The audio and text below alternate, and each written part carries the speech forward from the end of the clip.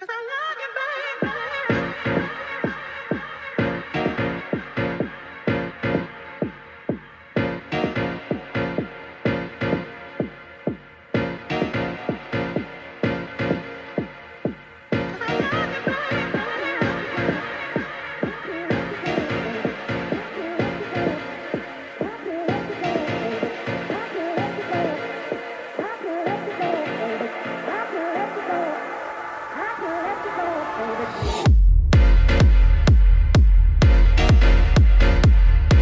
everybody, welcome to the Sunday show. It's 2 p.m. Central right here on the line. I don't know what time it is in any other time zone because I don't live in other time zones and I'm not doing math, not even +1 or -1. You're gonna be hard pressed to get me to do any kind of math today, but today is a first. So welcome to the Line Network, a call-in network with a ton of shows, and I'll go through what's coming up. But this is the first time that Austin Archer and I have done a show together, I think at all, but definitely a Sunday show or something here on the line. There was some talk as to whether or not I actually did a show with your brother a billion years ago. And Austin It's also possible. has prophecies, just in case. Yeah. I've been feeling a little magical, Matt, and I just want to check it. I want to be scientific about this process. So I've written down here 5 prophecies of what might happen on our show, and I just want to see. So everyone can see them. I'm not going to show you what they say yet, but if something happens, I just want to check if I've got magical powers, if I'm a prophet, maybe. We'll see. That's cool. So Yeah. I not only spent some time and would like to spend some more time in the future touring, doing a magic show, including mind reading stuff and stuff like that. I can't actually read minds, but I can fake it better than the people who call in and try to pretend that that they know what I'm thinking or what's secretly in my heart or all of those things. We have calls already lined up, and we're going to take one almost immediately here. If you are a theist, this is the program for you. And what we're going to do is you call in and tell us what you believe and why, and give us your reasons, and we can talk about whether or not we should also believe. But somebody emailed with a suggestion, and I like the suggestion. I might even do a video about this, but we're also going to maybe use some of this. And the suggestion is, when people get to a point where they can't offer evidence for their beliefs, maybe a better course of action would be to start simple and move forward going, okay, I'm going to tell you why I hold the positions I hold. You tell me where there's a flaw in my reasoning. And for me, it begins with, I care more about whether something is demonstrably true or feels good. I care about truth. That is, if that's a mistake, then we need to have that conversation. But if you're in agreement, callers, that you care more about truth than what's comforting, then we can have a conversation about what my process is to find truth, what Austin's process is to find truth. Is truth even accessible? And to what extent? Are we talking capital T truth or little t truth? Or we can have all those conversations. But if we've made a terrible mistake, if there's a flaw in our reasoning where we should have accepted some God claim somewhere or some other claim that we reject, I'm pretty confident that everybody here would like to know that. And by everybody here, I'm not just saying, like me and Austin, but everybody watching, all the producers, the call screeners, all those other people working behind the scenes. If we have a foundational flaw in our reasoning, what is it? And the good news is we can start right now with someone who's actually calling in to defend what they believe. Will is calling from Florida, pronouns they, them, and says the best reason to believe is Satan and constant adversary. So, hey, William, how are you? Murph. Oh my gosh. Hey, Matt. Hey, Will, I literally almost hung up on you 3 times. I don't know why you're making sheep noises, both while I'm introducing you and while I'm asking a question, but welcome to the show.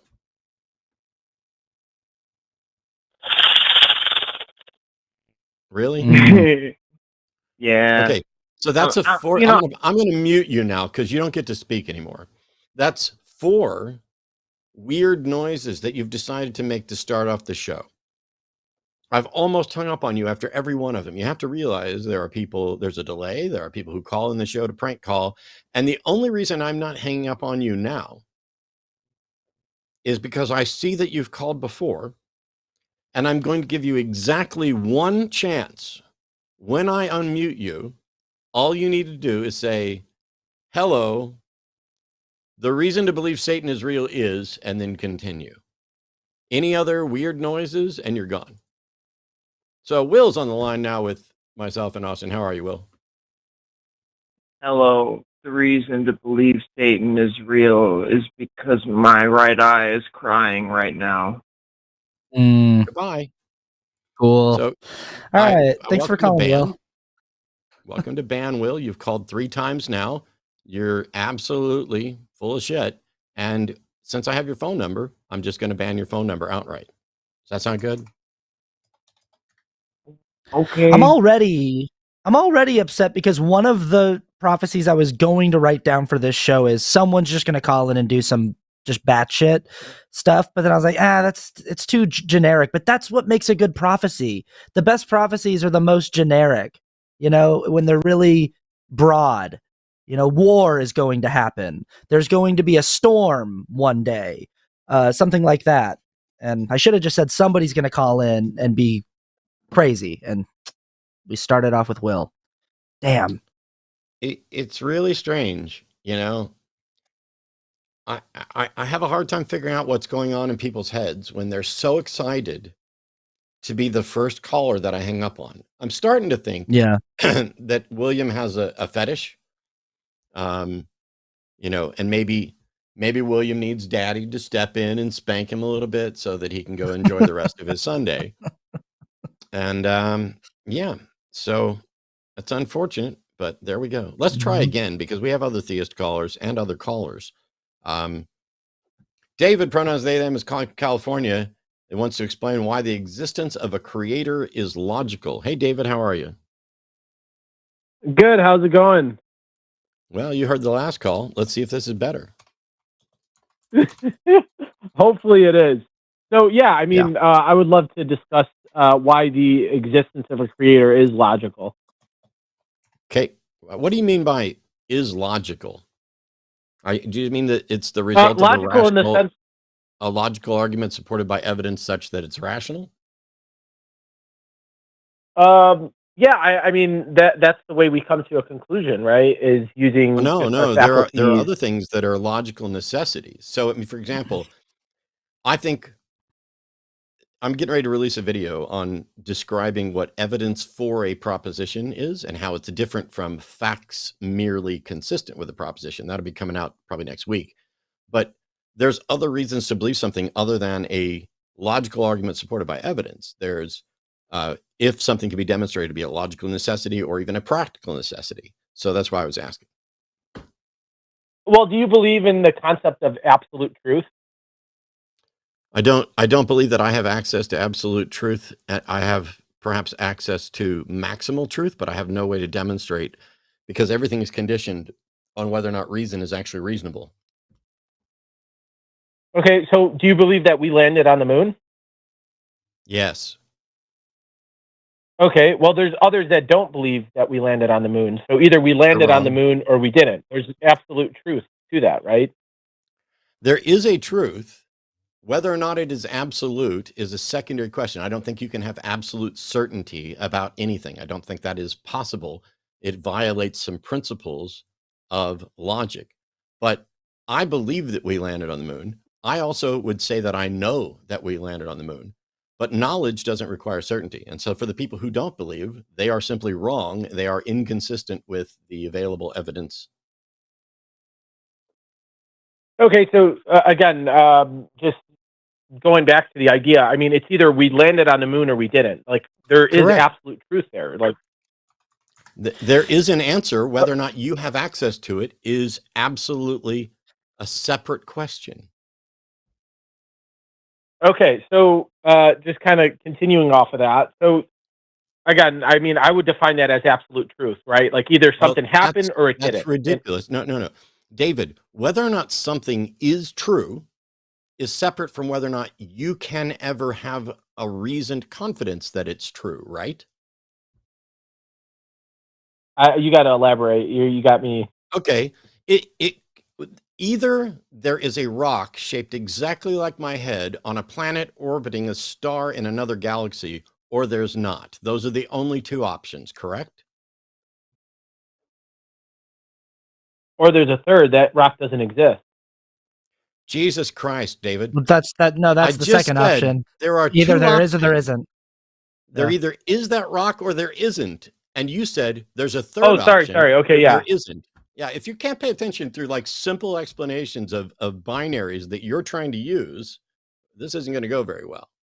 So Okay, go ahead. Continue. whether or not you or anyone else is ever able to demonstrate that that is true or that it is not true is a completely separate question, right? Right. Okay, continue. But we can't physically determine whether or not that rock exists, right? Would you agree to that?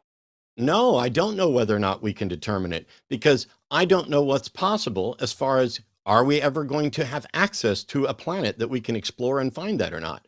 You don't know what may or may not happen. Okay, so I mean, at this point, we don't have access. Would you agree to that hypothetical At this rock? point, I do not have access to dig up other planets in other galaxies. Yes. What is the point? So how would you come to a conclusion then whether that rock exists? I wouldn't. So you wouldn't want to come to a conclusion. I cannot come to a conclusion. My position is I do not know whether or not that thing exists. Okay, so do you believe rationality exists? Exists as a thing? No. Well, so David, I mean, exists not David, as a thing, but as David, a concept. David, as a concept. David, do you believe that that rock shaped like my head exists? It's possible, right? I mean, I think it's very possible that it could. I mean, we could. How do you know it's possible? What's the demonstration that it is possible for a rock shaped exactly like my head to exist on a planet in another galaxy? Well, I mean, the fact that there's billions and billions of galaxies that we, know that are in existence in our universe, that it's very possible that there are all rock. David, I'm asking you how you know that it's possible. It may not be the case that it's possible. I just gave you my reasoning why I would assume that it is possible. You vomited forth there's a lot of planets and that means it's possible. And I reject your assertion. That is not how you demonstrate that something is possible. But you asked me a question and I'm answering. You said, how do you think it's possible? You're not answering. I asked you whether or not you believed it. And instead of answering that question, you said you believe it's possible. And then I pointed out you don't have reason to believe that it's possible, do you? And you tried to argue that you did have reason to believe it's possible, but in fact you do not. Are you going to get the existence of a creator? Evidence to? Are you going to get to the existence of a creator, or are we going to sit here and spend our weeks? I mean, yeah, we've been going in a circle because I've been trying to, at least build up some kind of logical framework to get to that point. I don't think you understand logic. Again, I don't think you understand logic or logical frameworks enough to do this. Because when I started off, you said the existence of a creator is logical. And when I asked you what you meant by that, it was like I was speaking a foreign language. And then when I asked you whether or not something is true, it was like I was speaking a foreign language. So here we are again. I'm going to take a step back. And maybe you and Austin can figure out whether or not the existence of a creator is logical, because I'm clearly a stumbling block to you understanding anything. No, not at all. And going back to okay. Go ahead. I mean, Matt, you come off as a mesotheist, which I don't know if you know what that definition is, but it's really just like the hatred of God. Like that you wish so dearly in your heart that God doesn't exist. And that's how you come off when I watch previous shows of yours. Sorry, but I just asked you to defend your belief, and now you're just sitting here whining about me and what you want to talk about me. I'm not relevant to whether or not God exists, am I? Well, I'm just saying. I mean, hang on. Stop with these. David. Is whether or not I hate the God concept relevant to whether or not God exists? Yes or no? No, it's not. But it's not. It really so shut the fuck up about it and have the conversation you said you were going to have, or I'm going to drop you like a fucking hot potato. I mean, see, that's exactly what I'm saying. I mean, you give no opportunity for people to speak, and then you're a liar. You're a fucking liar, David. You're a fucking liar, David. I gave you multiple opportunities to speak. I asked you questions but you've interrupted me. Yes, I did, because I'm not going to let you fucking keep derailing this. So this is your last fucking opportunity. Defend your claim that a creator exists or fuck off. Okay, so I guess the logical argument for a creator is the origins of the universe. I mean, starting from that, I mean, we could even talk about evolution and us coming from a single cell organism into this complex multicellular organism, but I'll take it a step backwards. Going from the origins of the universe, you either got to accept the fact that the universe was always here or that creator was always here. I mean, would you agree to that concept? No. Why is that? What's the third option? I don't know. Well, that's a conversation stopper, right? I mean, we're here to have a conversation about these things. No, we're here for you to demonstrate your claim. Can you do that or What's not? wrong with I don't know. You're the one who's making the proposition here that there was a creator, that the construction of the universe points to evidence of, logically, in your words, of a creator. We're asking you to explain why. I mean, so you can't test the idea of metaphysical or supernatural things, right? So I can't go in the lab and demonstrate whether a God exists or not, right? There's supernatural. It's supernatural. It's above the physical. So I can't empirically go in a lab and test these things. So that's why I'm saying we use our faculties, our ration, and use logical to come to a logical conclusion whether or not a God or a creator exists. That's and my how argument are here. you and how are you doing that? Walk us through that. How are you using your faculties to ration and reason outside of the ability to test this, because it's supernatural, it exists outside of the natural realm of what can be tested in a lab? How are you using your faculties, observing the world around you, to come to a logical conclusion that intelligent design exists in the universe? Yeah, exactly. It just goes back to the origins of the universe. And the origins of the universe are... I'm going to pause and interrupt here. My apologies to Austin. Austin asked you a very specific question. How did you do this? And your response, David, which shows that you're not listening or thinking, or that you're just a troll, was to go on and say, yeah, it goes back to the origin of the universe. So I'm going to interject with one question. David, what mechanism do you have that allows you to explore the origin of the universe? What mechanism? My ration. Our rationale. That's not Well, a let me ask you a mechanism. question. That is What not a does that mechanism. mean? That is not a mechanism to explore the origin of the universe. Sitting around saying you're going to think about it is not a method for exploring. You're like the people on the internet who think they did research because they read a fucking headline.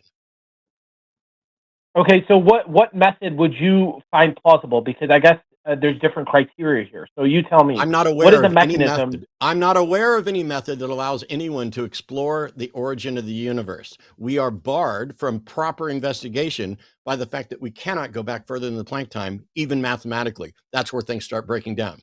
You're the one asserting that you know enough about the origin of the universe to determine that it was caused by an intelligent agent, and we're asking you how.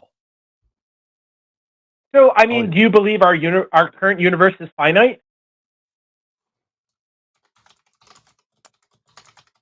It's expanding, David. That's what we know about it. It seems to be getting bigger as it goes out and moving faster.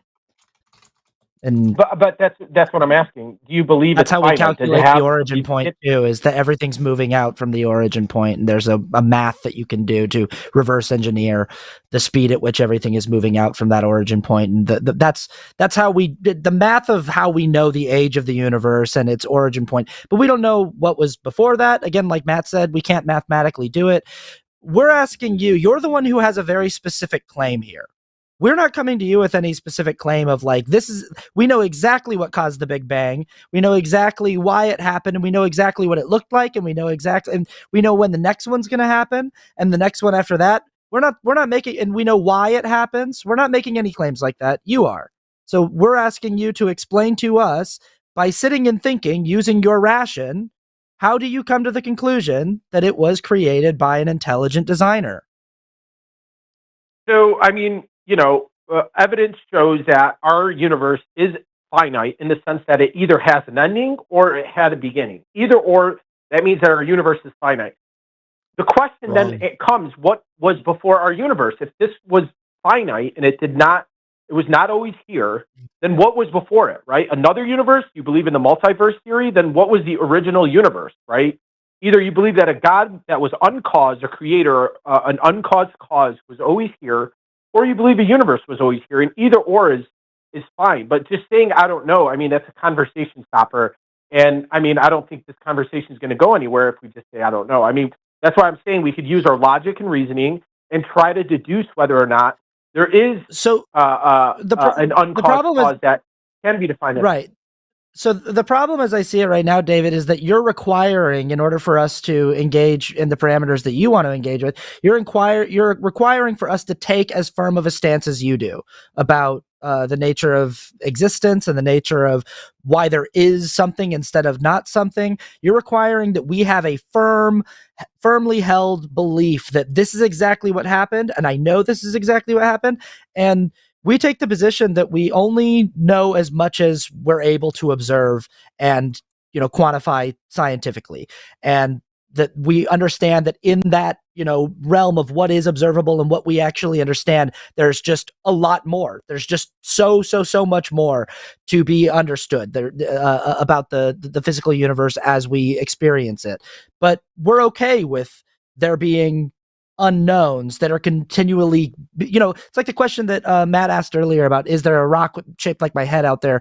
And right now I do not have the instruments to travel to a planet and observe whether or not that planet has a rock that's shaped like my head. There was a point in time where people would look at the moon and think, what do you think the moon's made of? And could have a hypothesis of, could the moon be made out of Swiss cheese? It kind of looks like it's got holes in it, but then you go up there, you reach the point in time where you actually have instruments to go up and gather samples from the moon, and you can actually have substantive data about that. So just because something is unknown doesn't mean it's always going to be unknown. We're okay with having unknowns. You're saying in order to engage with this conversation, we need to agree that we have a very, very specific idea of what the universe is, what existence is, and we need to be at the same level of certainty that you are about intelligent design.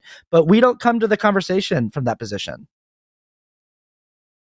I agree with everything you said, but that's, again, if we're looking at things in the naturalistic way. I mean, we can't explain the supernatural through naturalistic mechanisms, right? I can't empirically go in the lab. But you are the one who said that the supernatural claim is logical. So you're the one who's positing that the supernatural claim can be demonstrated logically. So it is on you in this call to but you just said it can't be. You just said it can't be. So either demonstrate empirical evidence. Demonstrate to us how. Did you just ask? Either demonstrate to us logic was empirical evidence. Is it? I'm asking you. Is it empirical, naturalistic evidence? Is that logic to you? Right. I mean, I'm not. I'm trying to understand this. Okay. If you don't know the difference between logic and empirical evidence, we're kind of stuck. See, you're saying you went to ask whether the universe is finite or infinite. When I listen to, for example, experts on this subject like Brian Cox, they don't reach a conclusion. And I haven't reached a conclusion because I don't have any expertise and I don't have any evidence showing what the answer is going to be. But you are claiming that you have reached a conclusion based on evidence that the universe is finite, and that because of that, you can also make assertions that there is something supernatural and that you're going to call it God. All of these things are logically flawed. They are fallacious arguments that you're beginning with an assumption about the universe that hasn't been demonstrated, and then going on to stack on your personal incredulity. Where is the evidence that the universe is finite or infinite? If you're asking, and again, that's why I keep asking, what is evidence to you? Like, what kind of evidence is sufficient? David, please stop asking me what is evidence. First of all, I have a video coming out specifically describing evidence for it, but I've answered this question about 1 billion times. It does not matter what I consider evidence. You're the one who's claiming you have evidence. We want you to fucking present it, and then we can tell you whether or not what you're calling evidence is in fact evidence for your claim from our perspective, or is in fact a logically flawed conclusion about this. It doesn't matter in advance what Austin thinks counts as evidence or what I think counts as evidence. Unlike you, we tend to look at claims and evaluate them based on an existing body of facts in the universe, and with with respect to whether or not there's any demonstrated likelihood or possibility or probability of those. So instead of asking us what we will count as evidence, tell us what convinced you, and then we can potentially have a discussion where either you show us how we're wrong about evidence or we show you how you're wrong about evidence. I don't understand why this is so difficult, but I'm exhausted from you dodging straight up questions while trying to pretend that Matt just doesn't like the concept of God, and so he's going to shoot everything down. First of all, fuck you. Second of all, I'm the one with the demonstrated expertise over this over 20 fucking years, who was a believer who stopped believing because I began to understood the nature of logic and evidence, and that I didn't have good reasons for my belief. So instead of sitting here doing a terrible job defending your proposition while also repeatedly trying to attack our secret inner motives, present your reason for believing in a God or go away. Your turn. Okay, yeah. I mean, again, if you want naturalistic, empirical evidence, I don't have that, right? That's why I said it's logical. I'm saying, David, I didn't ask you if you had naturalistic empirical evidence. I asked you to present your evidence, and then we would tell you whether or not we would count it or not. You cannot listen to a single question we've ever asked and answer that question. You have some script in your head about how you think this is going to go. Let me ask you this question. How's it going for you so far? I don't understand the question. Exactly. You haven't understood a single fucking question, and yet you presented absolutely no argument or evidence for why the existence of a creator is logical. All you've done is assert that because you think the universe is finite, it must have had a beginning, and because you don't accept things like the multiverse and you don't know what other possibilities there are, you've decided that it's supernatural and God. Well, congratulations. Thanks for nothing.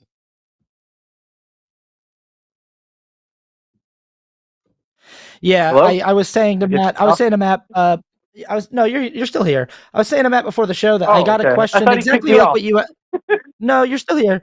But I got a question exactly like what you just asked on the internet the other day from another theist who said, well, what evidence would you accept? And that's what you've asked several times on this show. Like, what evidence would you accept? And I think that something that both of us would be interested in is, can we just start with any at all? Do you so far we've been talking to you for about 15 minutes, and the reason why you came onto the show was to present an argument as to why intelligent design is logical, and so far you haven't been able to express why that is. You've been trying to set up a parameter of like, okay, well, what do you guys think logic is? What do you think evidence is? But it's like, how about you just present your argument first, and then we can have the conversation about whether your argument seems to track logically or seems to be something that would track as evidence of a claim like the one that you're making. Why don't you actually just present us with the argument? That's what I'm interested in. Can you present us with the argument as to why belief in intelligent design is logical? That was the claim you made. Can you just start with something like that? Sure. Again, it goes back to the origins of the universe, right? And if our universe is finite, meaning that, what's funny about that? I don't understand. It's what's just funny. so funny. You just, okay, but no, I'm gonna let you say. I want you to elucidate the whole thing. I want to interrupt. I want to hear the whole thing. Okay.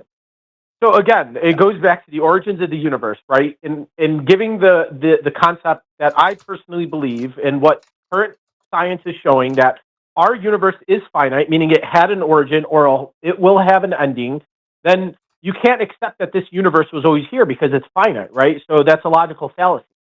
Secondly, if this universe wasn't always here, then, if you believe in the multiverse, we spawned from another universe and there's another. You have to always come to a conclusion that something always had to be here, right? And either you accept that was a creator, an uncaused cause, something that was always there, or you accept the universe was always here. I mean, I feel like there's no other option. If there's a third option, please present it and let me know. Okay. And from Not there, all if your you fallacies after Austin's done, by the way. Yeah. Yeah. Finish what that thought, David. Okay, so yeah, so and so from there, if you could deduce the fact logically that, okay, something always has to be here, either it was a universe or it was an uncaused cause, a creator, a supreme being that brought everything else into existence, then we could start talking about religions. I mean, talking about religions and talking about scripture is all secondary to the fact that whether you could come to a logical conclusion that a creator or an uncaused cause, a starting point, something that was independent of everything that came into existence, was always there, right? So that's kind so of we don't actually. I'll tell you something, David. We don't actually even need to get into talking about religions and specific dogmas or anything like that, because the fundamental premise of the argument that you just presented to us kind of undoes the entire thing. So what you start with, as I heard you, what you start with is that you have a specific belief about the finite nature of the universe, that you are deciding, making a choice to believe that the universe is finite, and starting with that premise, starting with that belief that is non-negotiable for you, that you are going to be certain of, you're going to then reverse engineer a logical argument as to the finite nature of this universe. That's the whole. So the whole thing is based on something that you are presupposing. That's the problem, is you cannot start trying to prove a hypothesis with a presupposed conclusion. You can't say, well, I'm starting with the knowledge that, so-and-so committed this murder. I'm gonna go with that belief, and then I'm going to reverse engineer evidence to support that conclusion. Our justice system does do that sometimes. They try to reverse engineer puzzle pieces and pin them on people who actually may be innocent, and that's a problem. But you can't actually logically prove something that way. You have to start with a blank slate. You can have a hypothesis. You can say, here's what I hypothesize about the universe, but I'm going to allow the universe, or the evidence that I observe, to direct my conclusion. Your problem is fundamentally you're starting with the conclusion, and then you're going, how do I work a story? How do I weave a story that makes this conclusion that I'm starting with make sense? And the conclusion that you're starting with, you have no basis for. You have no way to empirically demonstrate that the universe is indeed finite. According to you, your words were, I believe that it is. I have a belief that it is. So you're starting with this belief that you're not willing to negotiate on, that you're not willing to part with, and you're saying, I will reverse engineer my logical rationale for this belief. And that is, we don't even need to get further than that. The problem with it is you're starting with a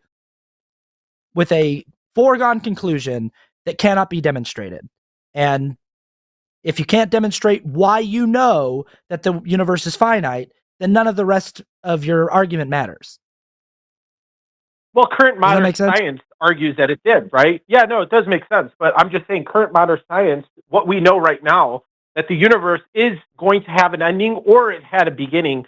If you believe the Big Bang wasn't the beginning and it was always there, the singularity was always there, and it caused everything else. Well, we don't actually know that what we are observing, what we've seen with telescopes and what we've been doing with, we don't actually know that is the only space available in all of the continuum of quantum space. We don't, Matt mentioned earlier, multiverse theory. We don't actually know what the fuck's going on in black holes. We have an idea of what they're doing mathematically with gravity and the speed at which things get pulled into them like light, but we don't actually know what happens when you go inside of one. And so there's all these different things in the physical universe that we can observe that we're like, hey, we don't know if there are other universes that are constantly being expanded and contracted. We don't actually know what the process is. So just because we can mathematically track the Big Bang doesn't mean that we can mathematically determine that the universe had a definitive beginning point and that it will have an end and that it is indeed finite.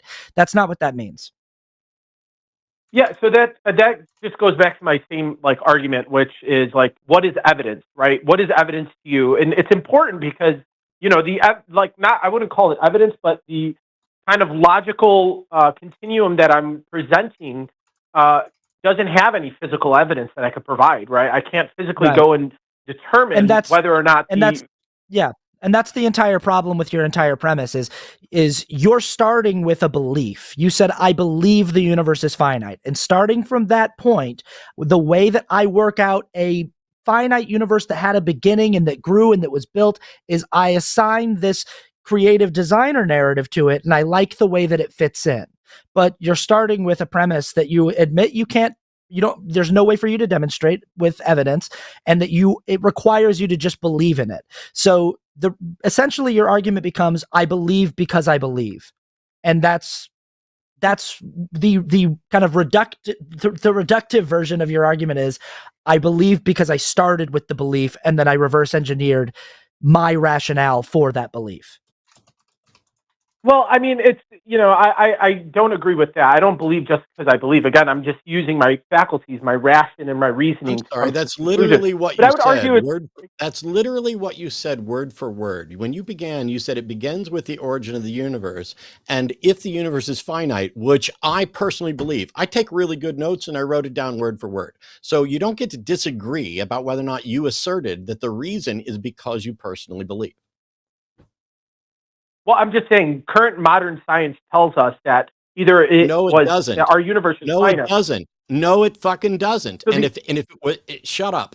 If it were the case that science told us the universe was finite, then you wouldn't have had to say it's what you personally believe. You would have cited the science. Unfortunately, I've studied the science, and the experts in this area, people like Brian Cox, will not make a declarative about this because they understand the limits. Your problem, among many, is that you don't understand what a logical fallacy is because you falsely asserted what one was earlier. And you don't understand that sometimes the answer is, I don't know. For you, that's a conversation stopper, but it's not a conversation stopper because what it's doing is it's stopping your unfounded assertions, your terrified response to what if I don't know?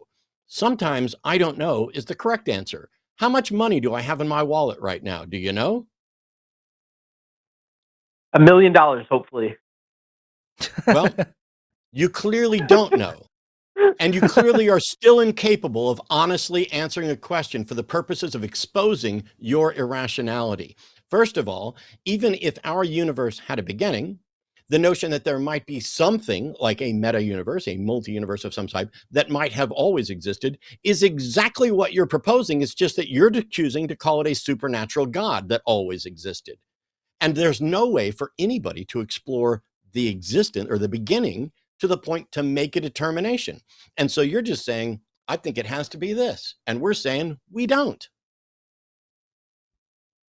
And I agree with everything you just said. But again, the First reason time that you've been right all day. if you well, I agree with what you just explained right now. But again, the reason why I would say that's an uncaused cause or creator is because it makes logical sense through the different religions that claim to have connections to that creator, right? I'm sorry. So I'm if you sorry. explore I'm religion- sorry. I'm sorry. I'm sorry, David. Didn't you say it was useless to talk about religions? Why is it that after we expose the logical fallacies and flawed reasoning at the beginning of your argument, when you're now cornered, you're the one who goes to religion? Neither of us went to religion at all. As a matter of fact, Austin even said, we don't need to go anywhere near that. But when cornered, your brain shuts down its ability to reason effectively, and now you're flailing about like a wounded dragon trying to cite religion.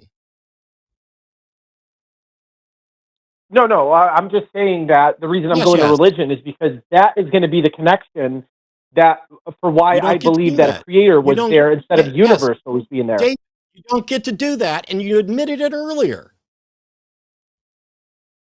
What did I admit? I'm not understanding what. That we can't go to religion under your model until you demonstrate the first part. And now you're saying a critical element of you demonstrating the first part is to go to religion to show that's why you're convinced of this. Well, yeah, so again, either you believe a universe was always here or an uncaused cause, a creator was always here. And you said, well, what's the difference, right? And I'm telling you the difference is if there is a creator, I believe that creator is communicated with us through some means, and there's a bunch of religions that claim to have. I'm going to mute you now. This is a train wreck. This is a train wreck of a broken brain. A terribly broken brain. Your mind has been poisoned by religious concepts. All of these. So you just went from, hey, if there is an uncaused creator, then I think it has communicated with us. First of all, if in fact there is some uncaused cause as a foundational thing, whether it's some version of this universe, some version of a multiverse generator, some version of a God, we have no way of exploring that. We have no way of determining which of those or several other possibilities are in fact correct. And yet you want to say that science has concluded this when it has not. And then you want to take that false position, as in not in that it is false, but it is false that that is the position of science, and then say, therefore, there must have been an uncaused cause, and I believe that that being, which you haven't demonstrated it's a being, communicated with us. And then you're going to go to the various religions that think or claim along those lines to say, see, this supports my nonsense from before. I'm sorry, but you don't know how to build an all-logical argument. You don't know what counts as evidence.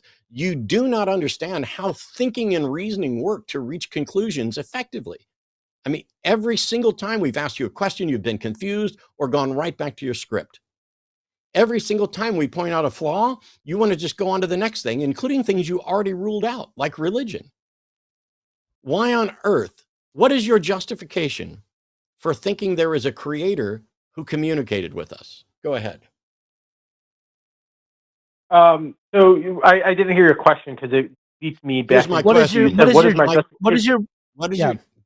What is your justification for thinking that some creator has communicated with us?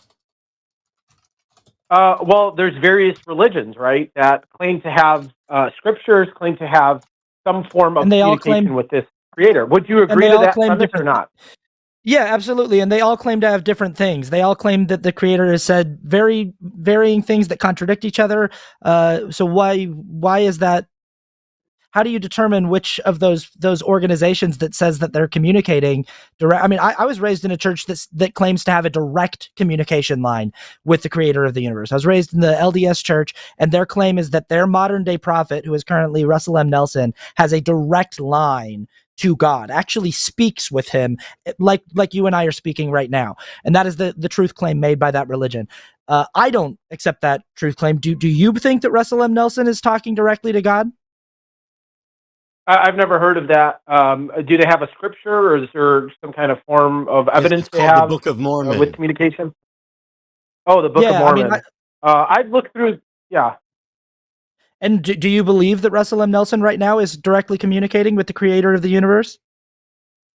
I haven't substantiated any evidence from that specific. I've read the parts of the Book of Mormon. I wasn't convinced by it. Your claim is that there. Yeah. Just the claims from the text, right? If they have a scripture or whatever, I mean, you look at the claims in the text. I mean, are these claims reasonable, or are they, proven wrong? Have they been proven wrong? I mean, something as simple as the Bible, and I know you guys bash the Bible all the time. Well, no, I don't believe that was preserved. Wrong, though. You said we can't prove it wrong. We can't do studies about supernatural things. So anybody can claim anything in a book. And like you said, you look at the text, look at the claims. There's an entire section of the Doctrine and Covenants and Joseph Smith's history that he wrote down himself, where he claims to talk directly with angels, with Jesus Christ and God the Father, in the woods behind his house in Palmyra, New York, when he was 14 years old. He makes a very, very specific claim about having a face-to-face conversation, multiple face-to-face conversations with celestial beings. And enough people believed in this that they were willing to throw their entire lives into this organization. It was powerful enough of a story that this organization has spread across the entire world. There are millions of members in countries all across the world reading the Book of Mormon in all different languages from the story that this guy wrote down. And so you're saying the way that you verify it is, what were the claims written down in the text? I'm telling you this is the claim, and I'm saying, do you accept those truth claims, the truth claims of the LDS Church? I haven't investigated them to accept them or not accept them. But let me ask you, why do you reject them? Because you seem to reject them. Did you hear the story that I just told you? He ignored it because it's not part of his fucking script. Absolutely not. No, I'm not ignoring anything. I'm just asking you. You've been in this David, church. You said studied it. I would assume. It doesn't matter why Austin rejected it. What you said is that you look at the truth claims made, and that you said you go to the text, you look at the truth claims made about the communications in the text. Then you tried to go to the Bible, and I was like, no, I don't want to talk about the Bible. I want to talk about a book you don't know about, because I would venture a guess to say that Matt probably knows more about the Bible than you do too. But I want to talk about another religious text, because if you're reasoning that you can prove God has communicated with human beings, the creator of the universe has communicated with human beings, is religious texts that make those claims. My point is, how do you pick one over the other? When all of these different organizations are making different claims that contradict each other, how do you determine which of those claims has the most truth to it, is the most veracious? Well, again, you just look at what are the arguments set forth in that scripture, right? And I believe that there's been many scriptures that are that have been like the Bible, for instance, that's been corrupted and man written. I mean, I've looked at the fact that the Gospels weren't written by Matt, Luke, Matthew. Like those guys weren't the actual writers of the. We don't even know who the original writers of the Gospels were. So, I mean, something like that, you could see that there is. What's that? I'm just saying, I'm agreeing with you. I'm just saying, yeah. So why would you take that as evidence of anything? So I don't take the Bible as a preserved word of a communication with the Creator at all. So, I mean, you talked about the Book of Mormon. I haven't investigated. I've investigated other scriptures, but I haven't investigated the Book of Mormon, and that's why I asked you. What scripture do you accept as evidence of man's communication with the creator of the universe? I mean, I would, at this point, I would, in a politely kind of reject my claim or at least communicating that right now, because we haven't gotten over the hump that whether or not a creator exists. So whatever scripture I follow doesn't matter. But I've looked. The point I brought up the Bible is because Well, no, it doesn't, because if you don't accept the creator, what's the point of accepting the scripture or that communication line with that creator? Because you made a very specific claim, Dave. You made a claim where you said that you've determined that the creator of the universe has communicated with human beings because of texts that make those truth claims, that there are scriptural texts from different religions that make those truth claims. So I'm asking you which texts, because my whole point in doing walking you down the line of the Mormonism text is to say it's probably reasonable to say that you are not currently a believer in the truth claims of the LDS Church. And my point is just like, why? How do you pick one text over the other? How do you determine which text is more veracious than others? What is your standard of, believability when it comes to which religious texts you're throwing your lot in with?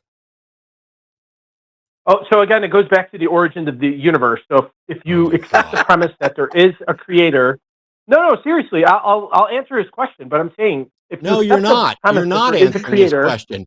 Every fucking time we ask you a question, you say, "Shut up." Every time we ask you a question, it goes back to the origins of the universe, which we already know you have no way of knowing anything at all about. Well, if you accept that this universe is finite, then if you have accept to there's a fucking God, then there's a God. If you accept that my fucking butt, I believe because I believe reasoned arguments, then I can shit reasoned arguments. You don't get to say if then and declare you've done all your work. The if is incredibly fucking huge. As why I'm starting with the premise that the universe is finite. So what was before the universe? Right. You don't we've already been through this, David. We already said that's the fundamental problem of your entire reasoning is you are starting with the premise, and you can't start with that premise.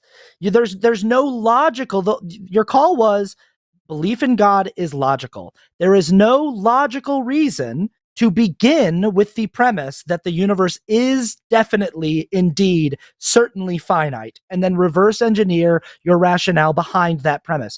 There's no logical reason to do that. We've already been through this. Well, again, I mean, the basic science is telling us at this point that there was an origin, meaning the Big Bang, the singularity started everything. No, it's not. No, it's fucking not. Stop saying what basic science is telling you.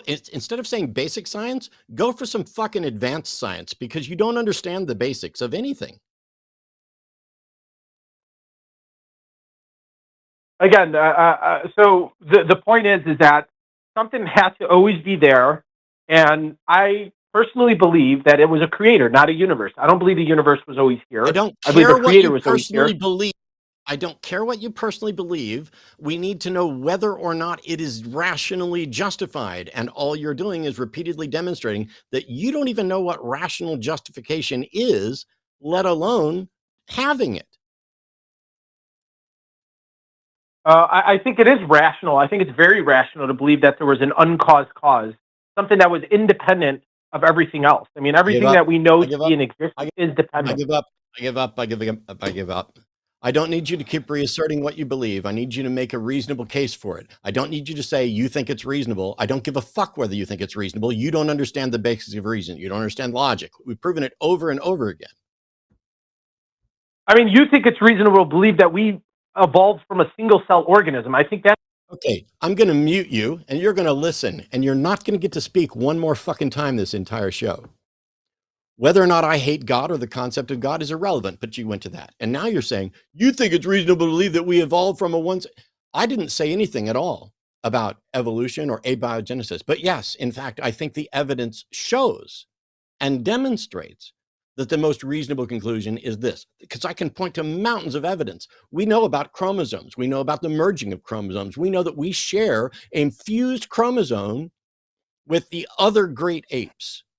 But whether or not I believe in evolution is absolutely irrelevant to whether or not you can demonstrate that you understand even the basics of reasoning. In fact, you coming after me and my personal beliefs more than once to suggest that I'm the unreasonable one demonstrates that you don't know how to make an argument that isn't fallacious, in this case, an ad hominem, because what I believe about evolution is irrelevant to whether or not you understand reason. All of this has been recorded. You do not understand the basics of reason. You do not understand the nature of evidence. You have not presented anything stronger than you think science has shown that the universe had a beginning, which is not the case. You think, if that's true, that a creator God being is more reasonable. That is an unsupported conclusion reached from that. And you are basing that on the fact that you personally think that God communicated with us, of which you can make zero demonstration. All you can do is say there's a whole bunch of books out there where people think that. Yes, and Trump said this is Biden's economy. And OJ said he didn't kill Nicole. People make all kinds of claims, some of which are absolutely obviously false based on the wealth of evidence outside of those claims, because we have to view these claims within the context of the world. You, David, do not have an understanding of reason. You do not have an understanding of evidence. And you simply asserting that you find something reasonable does us no good at all. We need something that we can actually discuss. If all you can do is say, well, I'm convinced and I think it's reasonable, well, good job, David. And if all you can do to support that afterwards is be like, well, you believe in the best supported scientific model in the history of the world. Yes, I do. I am happy to accept the foundations of biology and an understanding of reality. I would I'm give happy. you, actually, I said you wouldn't talk again, but I don't, I'm going to retract that. Okay. What are your thoughts now, David? I mean, I think everything you said is reasonable, right? You came to a conclusion that is reasonable. Okay, I'm going to mute you again. I don't care what you find reasonable. Don't address it again. If what I just said is reasonable, then you seem to be admitting that there is a reasonable case that you don't understand the basics of reason. Do you at least get that that's what you just said? Well, no. I mean, everybody has their own rations and logic or logical conclusions. No. You said what I said was reasonable. That means you are admitting that you think it's reasonable for me to conclude that you don't understand reason. Are you aware that that's what you just did? Yes or no? Belief, right? That's your personal belief. You can believe whatever you want. No, David.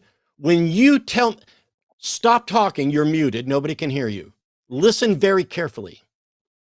When you say that you are convinced that what I said is reasonable, it ceases to be something that you can dismiss as just just Matt's opinion. Oh, well, everybody has their own thing. Of course you did. You said what I said was fucking reasonable, and I said that it was reasonable to conclude that you were unreasonable. Are you aware of what that means?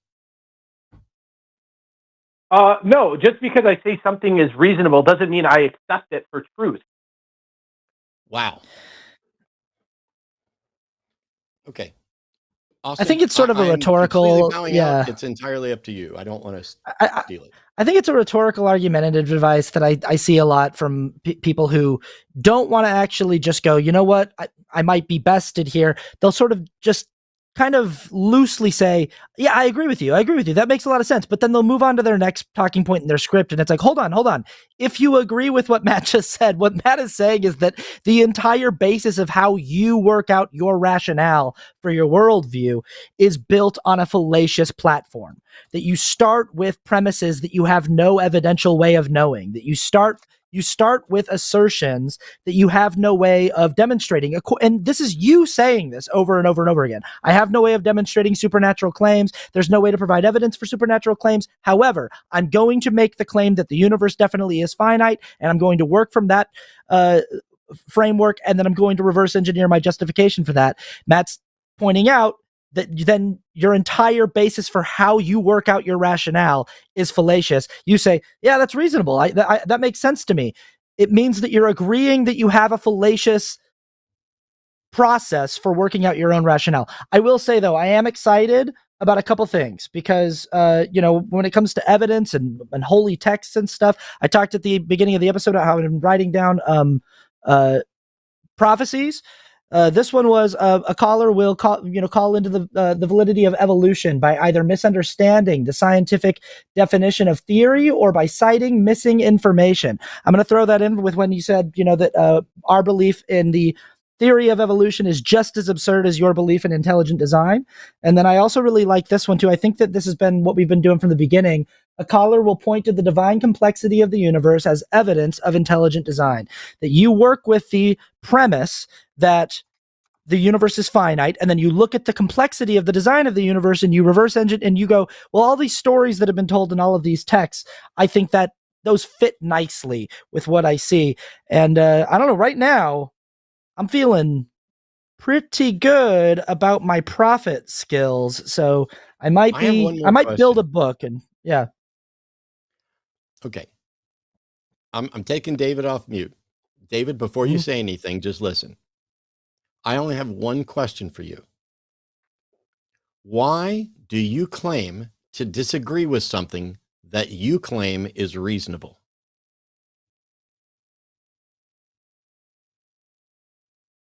Why do I claim to disagree with something that I claim is reasonable?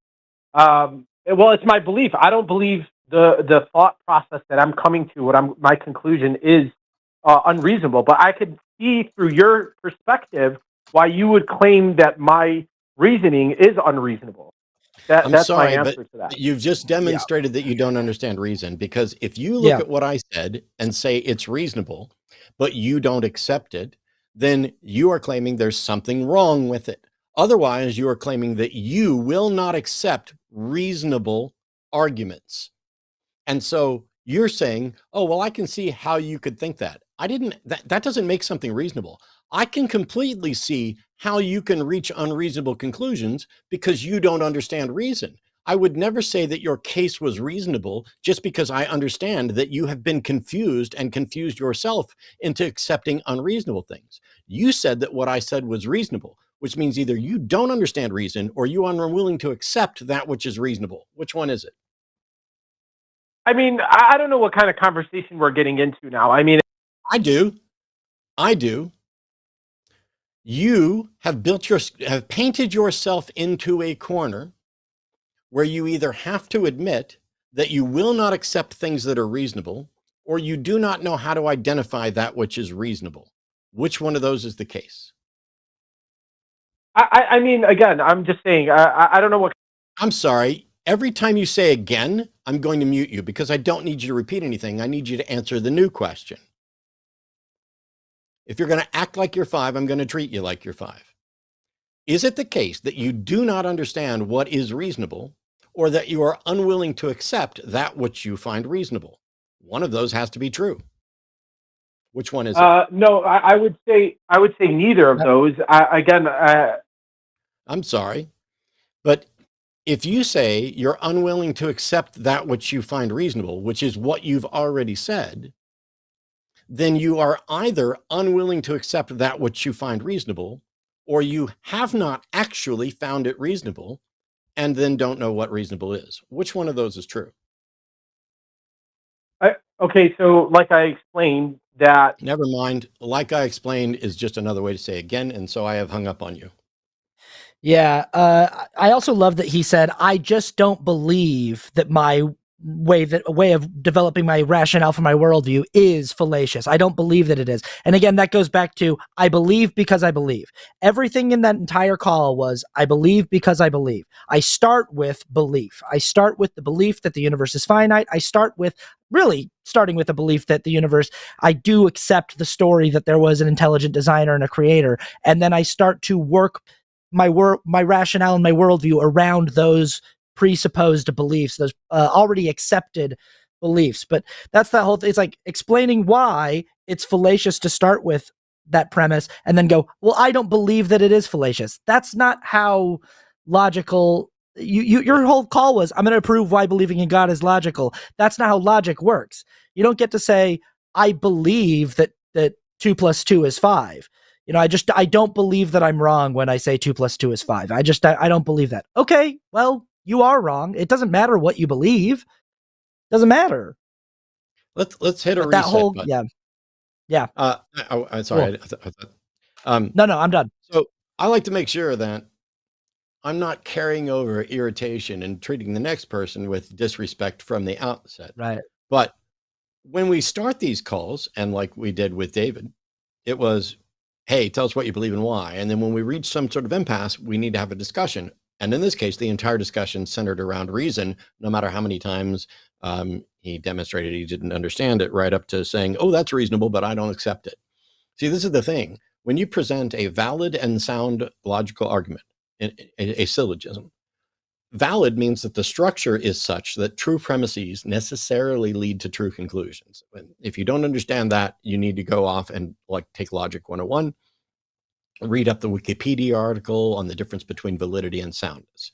Soundness is about whether or not the premises of the argument are actually true, or, and this is more accurate, but it irritates some people, whether or not you accept the premises, because we may not have access to truth. But if you and I agree that all men are mortal and Socrates is a man, and we put those together in a valid syllogism and reach the conclusion that therefore Socrates is mortal, it doesn't matter whether those premises are true. We are being reasonable if we have accepted them as true, and unreasonable if we accept them as true and reject the conclusion. If the premises are true, if you think the premises are true in a valid structure, you must accept the conclusion. And if you don't, you need to come up with a reason why. Either the argument's invalid in structure, or you in fact reject one of the premises. What he and others were trying to do is suggest that, I think that might be valid, and I think those are sound, but I don't accept the conclusion. And that's a problem. That is when you are being unreasonable. This isn't about truth or whether or not we can get to truth. Well, and also I think that what he thought he was doing is exactly what you're saying, which is, we have to accept the premises as true, that all men are mortal. We have to accept this premise as true. I think that that's what he was saying, is we have to accept the premise of the universe is either finite or infinite. And we have to accept that premise. And he chooses to accept the premise that it is finite, and starting from that place. And we were saying from the outset, we don't agree to the parameters of the premise. And that was the kind of fundamental impasse, and also demonstrating why we can't agree to the parameters of the premise. Because if you had a premise like all men are mortal, but we had people who had never died, we had people who had been alive since, the dawn of Homo sapiens, and or hundreds of them, we'd go, I don't know, we got a handful of us who have never died. So we can't actually accept the premise that all people can die. We seem to have amongst us observable immortals, then we would have a discrepancy on being able to accept the validity of the premise. But and it's also that was funny our when problem. somebody's like, "Ooh, the science says the universe is finite," when that's not a thing, and then they turn around and mock us for believing in the science of evolution, something that, I mean, this is the cornerstone of all of biology. And even if we were to find out that our current model of the nuts and bolts of how evolution by means of natural selection works is in fact incorrect, it is limited in how incorrect it can be given the available evidence. It's like saying, oh, we found a dead body, we investigated the evidence, and we found out, and it led us to this conclusion that the butler did it. And then we find out later, oh, here's something that shows the butler didn't do it. That evidence that pointed to the butler still exists and is good. And therefore it has already narrowed the scope to where, okay, the butler didn't do it, but it definitely shows that it was a human being narrowing the scope, or it was, that it was an introduced toxin, and anyway, there are other calls. Yeah. We've had a refreshener here. So let's see. Ravi is a theist calling in from Dubai. Thanks so much for waiting, Ravi. You're on now with Austin and Matt. Hello, Matt. Can you hear me? Yeah, but it's terrible. There's some kind of background noise and it's crackly, so you might want to move Oh, away from the mic a little bit. Sorry, it's my printer right now. Okay, Can you hear me well? Yeah. we hear you. Okay. So, how are you guys doing today? Fair. Yeah. How are you, Ravi? I'm pretty good. I'm pretty happy to be here in the show with you guys. I really like you, Matt. Even though I don't Oh, agree anything that's a about what lie. you say. Nobody likes me. I'm kidding. But can we go to the argument? Yeah, please. Yep. Okay. So my question is, if everything in the universe is truly the result of random chance, how do we explain the intricate order and purpose we see in nature and the deep sense of meaning that many people find in their lives? Matt, how can you explain that? I mean, a lot of people from other religions, they have found really sense in their lives, even though they are different from other religions. How can they do that? How can the universe So has such purpose without a so creator? so first of all, let's imagine for a second that my answer is I don't know. That might be the right answer. And not knowing doesn't mean that you get to make something up or accept something that's irrational. But when it comes to, Okay. hey, how do we explain this? There are plenty of people who find meaning and purpose and value in all kinds of things, whether they are religion or not. But when you're looking at, hey, how do we explain the apparent order in the universe if everything is random chance? Science doesn't hold that everything is random chance. Evolution isn't random chance. It is random mutations being selected by the change in criteria at different times. So it's not just random chance. There are physical facts of the universe and order because it's not random chance. Okay. But the universe has order. Can you see Yes? that? Sure.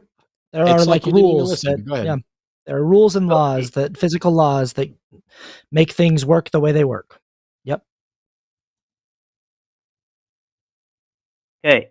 So based on that, based we have such evidence of order, that means there must be a creator behind it, Nope. right? No, Nope. but go ahead. Not even a little bit. Yeah. Nope.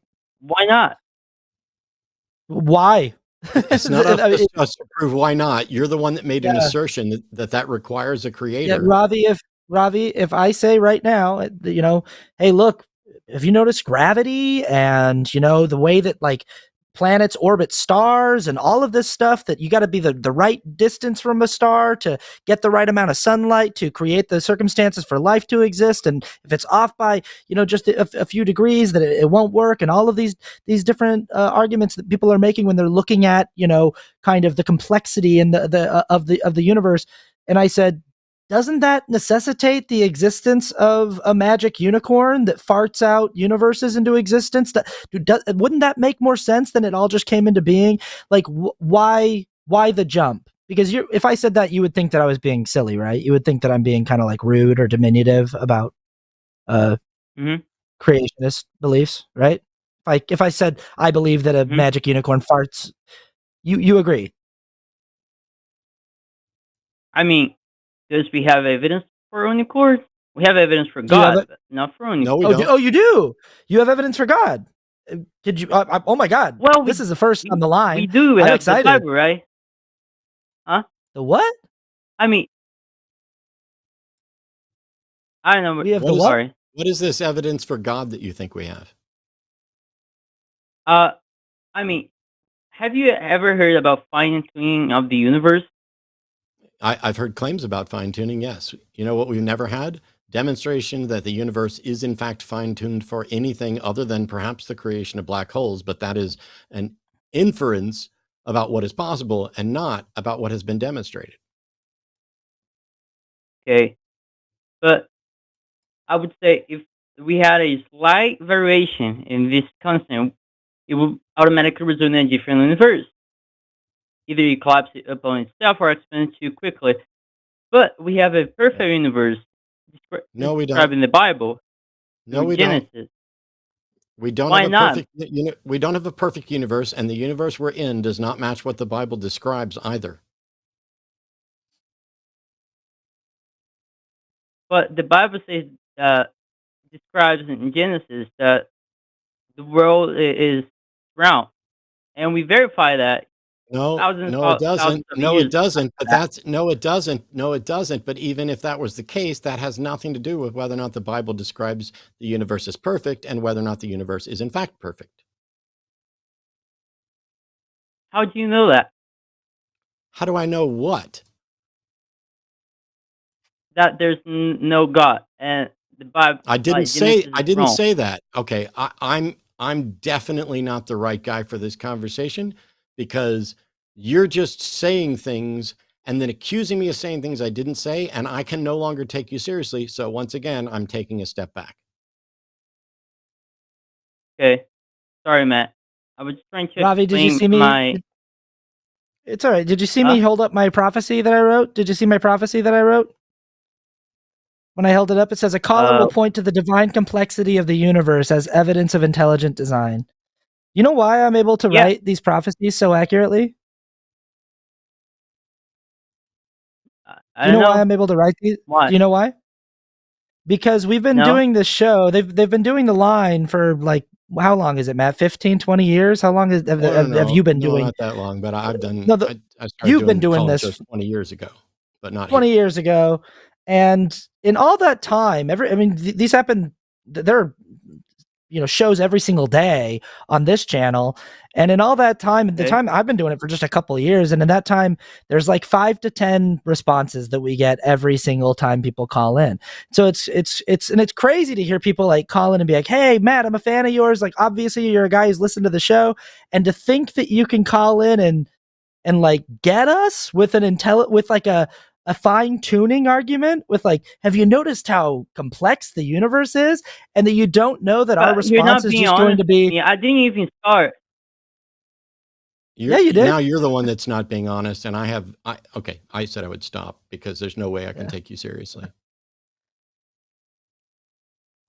How do you not know that our response is going to be why does the complexity of the universe, or the perceived complexity of the universe, point to the necessitation of a creator? And then even to go a step further and say this specific creator. That's why I came up with the unicorn that shits out universes. It's like, why is it some other creator and not that? Why, like, there's no lot. This is an answer that we get every single time we do this show, is look at the complexity of the universe. That's why I'm able to write down that prophecy, is because it's almost a guarantee that someone will call in with that line of reasoning. And the answer is always the same. It doesn't matter what you observe in the universe. It doesn't matter how cool it is when light passes through water droplets in condensation in clouds and creates a rainbow. That's awesome. Prisms of color prisms are so cool. Doesn't matter how cool the universe can be. It does not point to evidence of a guy, a magic space wizard, making it all. There's no reason to jump to that massive conclusion. It's that simple. Why not? I mean, I believe in the Bible, and I don't know Really? why you guys don't believe in the Bible. You want to talk about the Huh? Bible? Why do you believe the Bible? Because the Bible have a lot of evidence, such witnesses, No, it doesn't. such places that exist on earth, and has been No. described. Who wrote the Gospels? The prophets. The prophets? Really? So you're calling in to Yeah, advocate for the guided by Bible, and God. you calling in to advocate for the Bible, and when asked who wrote the Gospels, you say the prophets. You don't have a clue what you're talking about, and it just became obvious to everybody. Because first of all, the Gospels. Do you even know what the Gospels are? They were the followers of Jesus Christ, right? Nope, they weren't. Nope, they weren't. You can't. The You're thinking- Gospels. The Gospels are the writings that are labeled the Gospel of Matthew, the Gospel of Mark, the Gospel of Luke, the Gospel of John. There is no way you can be a serious follower of the Bible and get something so basic, so absolutely cartoonishly wrong. No, man, but are you going to throw all my argument, the things that I'm going to explain, You and I haven't. put on? No, hang on, Ravi. You haven't made an argument. You've made assertions, and both myself and Austin have chimed in to find out why. But then you said you believe the Bible, and I'm ready for you to demonstrate why you believe the Bible. But you don't even know anything about the Bible. You don't even know the basics. I probably should have asked with simpler questions. So, Ravi, how many books are there in the Bible?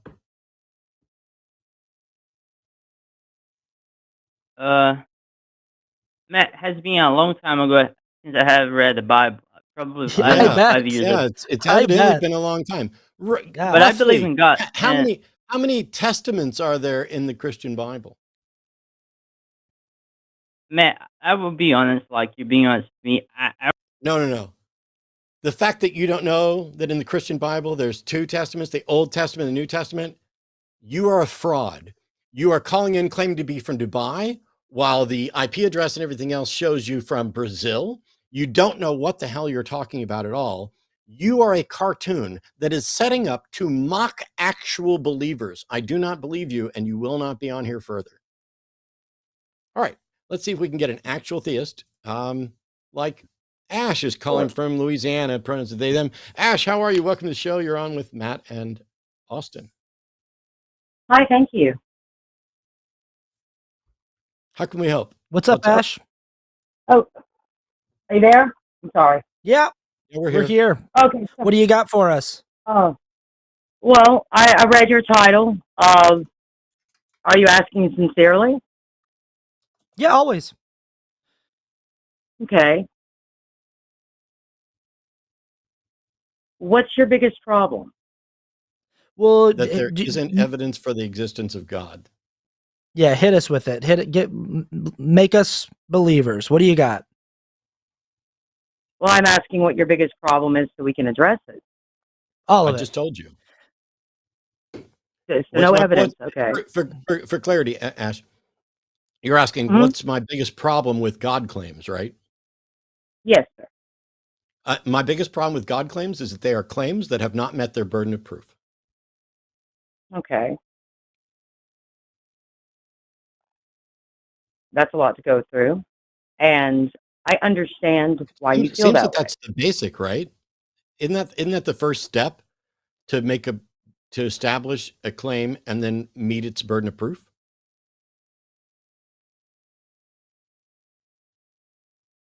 The first step is hypothesis, isn't it?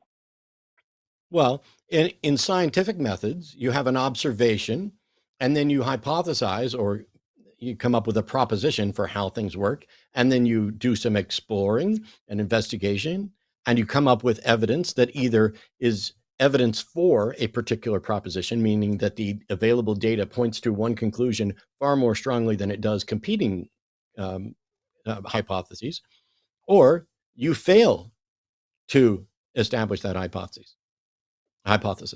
And so for the various, I have yet to hear a God claim of anything substantive that has met its burden of proof. Somebody might claim, oh, this cup is my God, and here it is. And okay, I'll believe that the cup's there. I just don't believe that it qualifies for the God label. But I'm unfamiliar of any God claim that has met its burden of proof.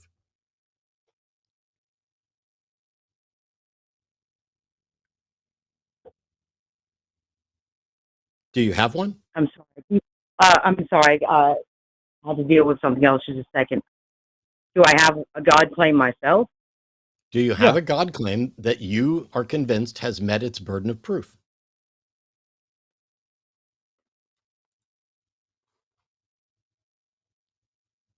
Are you typing It's an into ongoing ChatGPT or story. something? No, I'm Did not. I throw you far enough off script that you're trying to get answers from ChatGPT? It should be really simple. If I say, do you have a God claim that you believe has met its burden of proof? That's a yes or no question.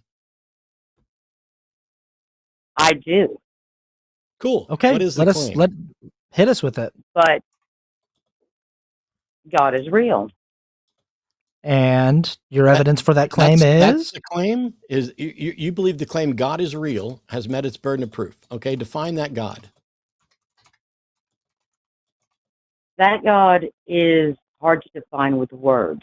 It's defined more with actions and feelings. Okay. Not scientific. Yeah. How did it meet This its is burden of this is proof? our problem. You asked us what our biggest problem is. We said our biggest problem is the lack of evidence, that the God claim is not meeting its burden of proof. And you say it can't. It can't be. It can't meet. No, I said it can't be scientific. Okay. Okay. Then how did it meet its burden of proof? It's a continuing story. That is has not continued. that is not an It answer has- to the question of how anything met I a burden of wasn't proof. finished. You weren't started. I'm asking, how did it meet its burden of proof? You want simple answers that you can attack, and it doesn't sound very sincere to me. Okay. I'm so you're looking for a way sorry. out. You're looking for a way out. Keep dodging. You're looking for a way in. Yeah, don't we need are a looking way for a in. way in. You're the one that's making a claim that has either met its burden of proof or not. Now, I'm going to give you one more chance. Can you meet the burden of proof or not?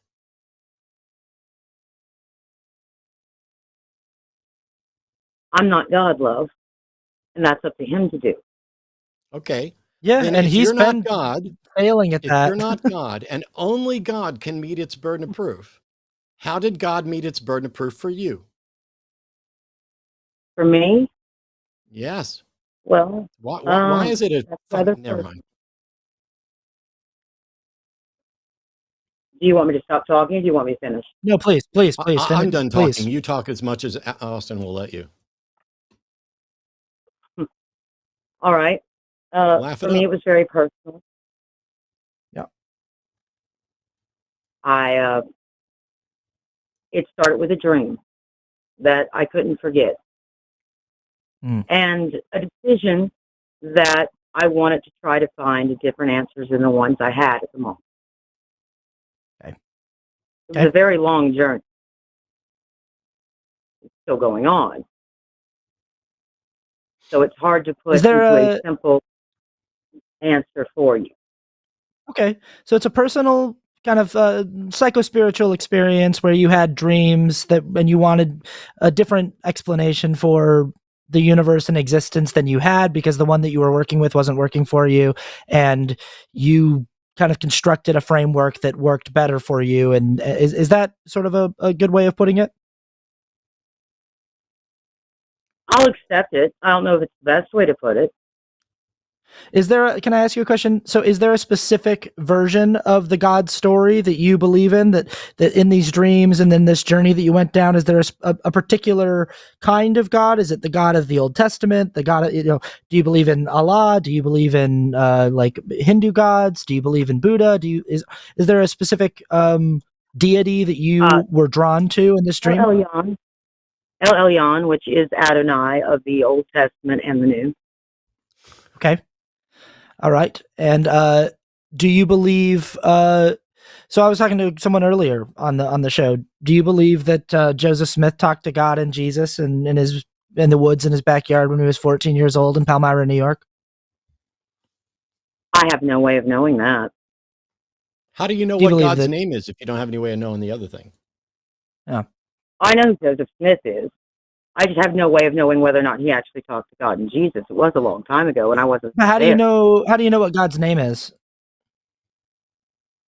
Oh, I don't know all of them. I know what I use. How do you know any of them? They're written all throughout history. Okay, so somebody wrote it down and said, "This is God's name," and that's how you know what God's name is? No, that's how I know what that person called God.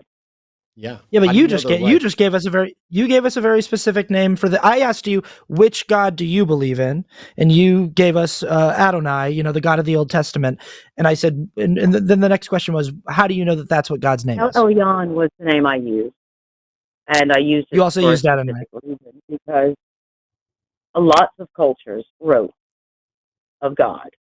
El Elyon means God Most High. Mm-hmm. It's not a specific name. God's not that specific. You said you were talking about the God of the Bible, the Old and New Testament.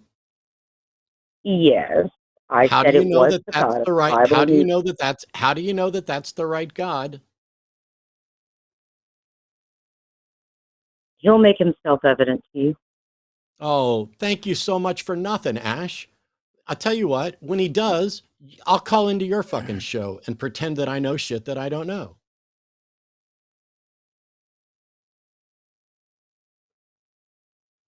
I'll send you an invitation if you like. Yeah, it's wild, Ash. It's wild to be like, I had like a dream, and then the God of the Old Testament made himself known to me. I was the reason why I bring up Joseph Smith is I mentioned earlier I was raised in a very high demand religion that in my paradigm, I really believed that the testimony that I had of my church and of my faith was stronger than what any other religion on the face of the earth had about their church.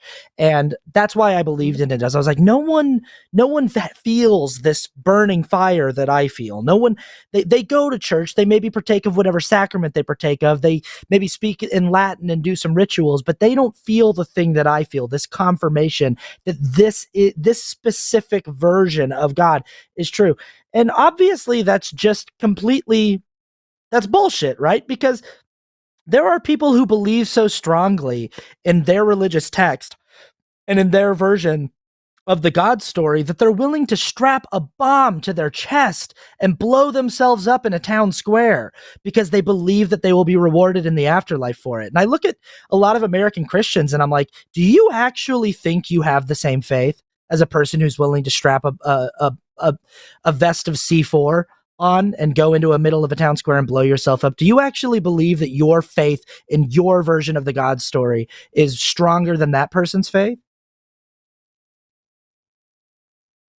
Well, mine doesn't require me to harm people, and it also requires me to live in love. Look, you and I seem to have lived an extremely similar life in our early life. Yeah, my point is that I'm saying you're having a deeply personal experience with the story of a particular kind of God, and it's making you say, God's made himself known to me in this psycho-spiritual way. What I'm saying is, don't you think it's probable and very possible that people who are willing to strap a bomb to their chest have had a similar experience, that they have a burning fervor and a belief that Allah is going to reward them in the afterlife for their sacrifice? Well, that's the difference. That's not a deep personal experience. That's a desire. How is that not? How could it possibly be? How could it possibly be? You're saying that surely you're not saying that a person doesn't actually believe in the truth claims being made by the religion when they go do something like that, right?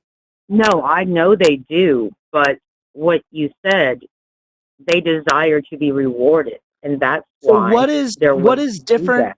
What is different about the way that they're coming to their knowledge of their God versus the way that you're coming to your knowledge of your God? What's different? Because what's different about the personal experience? What the personal experience is between you and God. It doesn't involve anyone else telling you. It involves a lot of research. Yeah, I know. Yeah, falling in love is a personal experience. You know, my partner and I fell in love with each other. It doesn't involve anyone else, but other people know what the experience of falling in love feels like. It's a common human experience. What I'm saying is, yeah, it might be a personal relationship between you and your particular version of God. But what I'm saying is, why is your particular story about God more special than someone else's particular story about God, which is completely different from your story about God? I am more special than anyone else, or my story is more special. But you are making a truth, but you're making a truth claim, a definitive truth claim about the version of God that you believe in. And I'm saying other people have just as much cause because of their personal experience. So it would almost be like me saying the kind of love that my partner and I have is the only true love. Other people are experiencing a fake version of it, and I know that mine's the real one. And then I would have to demonstrate why I know that. Do you understand? Does that make sense? I don't, or never intended to claim that only my story about God matters. We are all his creation, or his people. Are you a pantheist? Do you believe in? But when we harm each other, that's normally a sign of manipulation. Do you believe in a singular God, or do you believe in multiple gods? I'm working on it, but singular. Why? I guess I just like that part better. I don't know. It's not really that important to me. There it is. Yeah. Your devotion to truth is staggering. Yeah. You just kind of like the story that you like better. You just kind of like your version of the story better. That's all I'm trying to point out, is that all of these other people across the world have their own version of. Specific question. I gave you a specific answer about deity. Yeah, you said I like my version better. About multiple deities. So you don't even know if you don't even know. So you're advocating for the God of the Bible, and now you're confused whether you're advocating for one God or multi-gods, and yet you claim that this God claim has met its burden of proof, and yet you can't define it. You just feel it. You just go with it.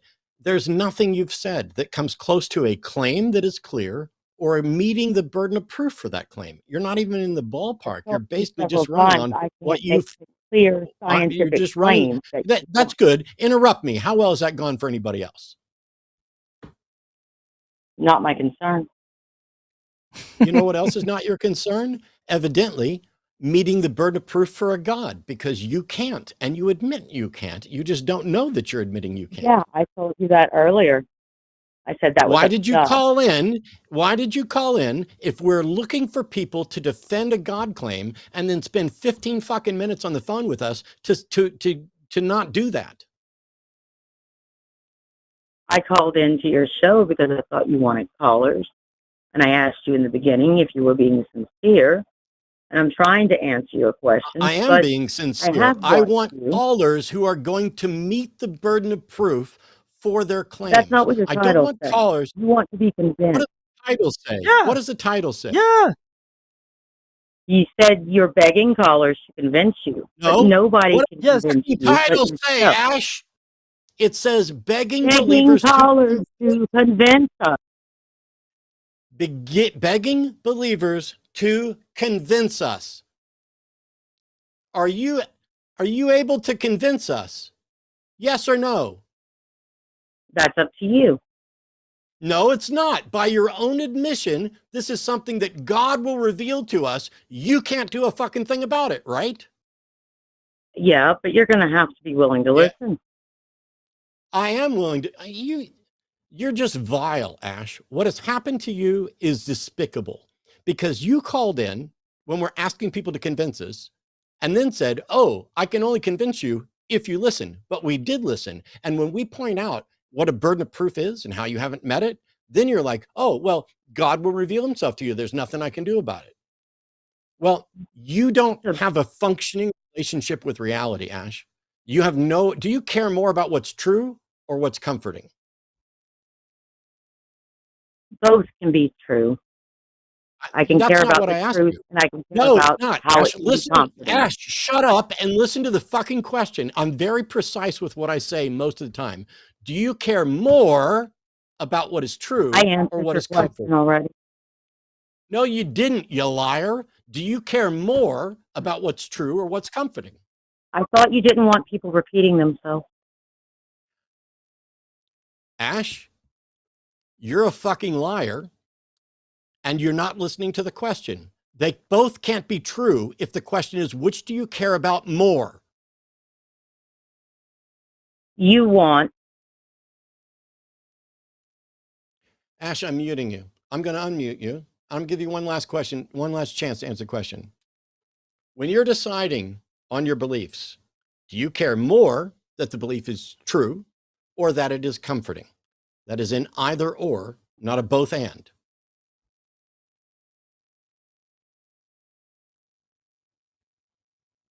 You're back.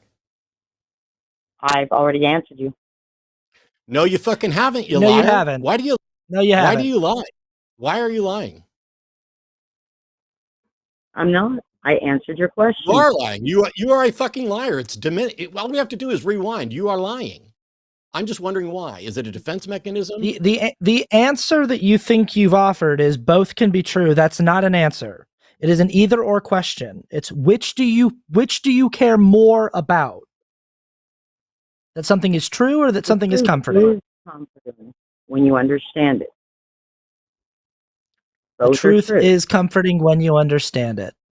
If it's true that you have terminal cancer, Ash, is that comforting?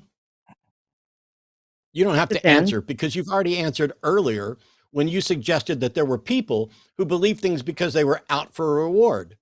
You've already attacked motivations. I didn't ask whether or not the truth can be comforting. I said, given a choice between the uncomfortable truth and comforting that isn't true, which is your preference? And you are avoiding the question because you're a fucking liar. And I wanted to know why. I'm not a liar because I don't accept your premise. It's not a fucking premise, dipshit. It is an either or question. Would you prefer a truth that is uncomfortable or something that is comforting but untrue? Which do you prefer to believe? I'm sorry you can't understand the answer. You have a blessed day, love. Listen, Ash. I understood your answer. It's not an answer. It's a response. Responses aren't answer. Oh, run away. It's fine. It's yeah. Good. All right. I'm going to hit another reset. Why call? Why call? I just, why bother? Absolutely terrifying. Yeah. All right. Watching people flounder is really easy. You can just say, I don't know. If you don't know, you don't know. Yeah. Yeah. Jack is calling from the United States of America. Pronouns are he, him. And once I talk about, I'm confused on this, but standard to convince. Hey, Jack, you're on with Matt and Austin. Hey, guys. Can you hear me? Yep. Yes. Awesome. Yeah, sorry. I can understand why the font to be a little confusing.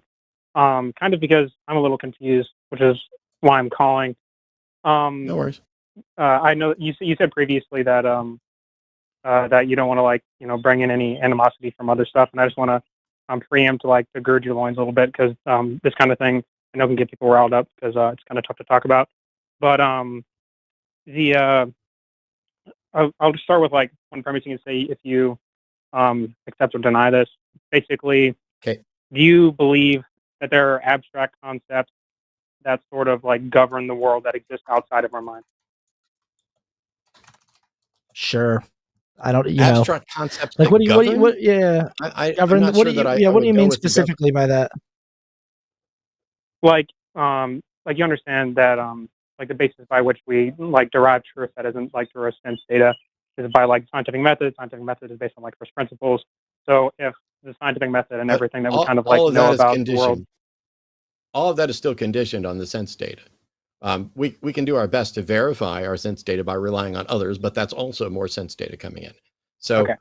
I don't know what you mean by an abstract concept. I don't know what you mean by an abstract concept that governs. I'm fine with the fact that there are abstract concepts. I don't think they exist as things unto themselves. They're kind of like concepts. Concepts are brain states. Yeah. Yeah, and I'm also okay with accepting the premise that there could be abstract concepts that are at play in the physical universe that we have not yet observed because they exist in some sort of dimensional reality that we are not capable of observing with our physical senses and with the instruments that we've built up to this point with the technology. I'm okay with that, but I also am hesitant to go, these abstract to say the premise is these abstract concepts are the governors of the universe. I could say they are at play in the physical universe, but I'm not saying they definitely are. I'm saying I'm okay with the concept that they could be. Okay. Yeah. Okay. Yeah. Okay.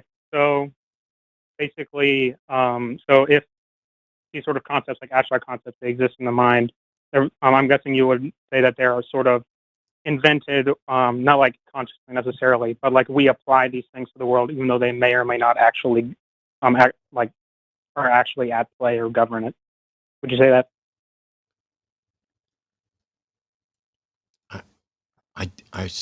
I'm trying to get it. I'm not quite sure what you're asking or getting at. So basically, like, how do I even? Do you believe that? Well, do you believe that the world, like the material, is governed or so sort of said about it acts based on immaterial things, concepts? Are you asking us? Gravity is a concept, or gravity's not a concept. Gravity's the label we put on an actual physical force. Yeah. I'm sorry. Gravity isn't a good example. I'm sorry. I've had a tough day. Are you just talking about just like invisible things that are invisible to the naked eye that are acting on the physical universe? No, I'm sorry. No.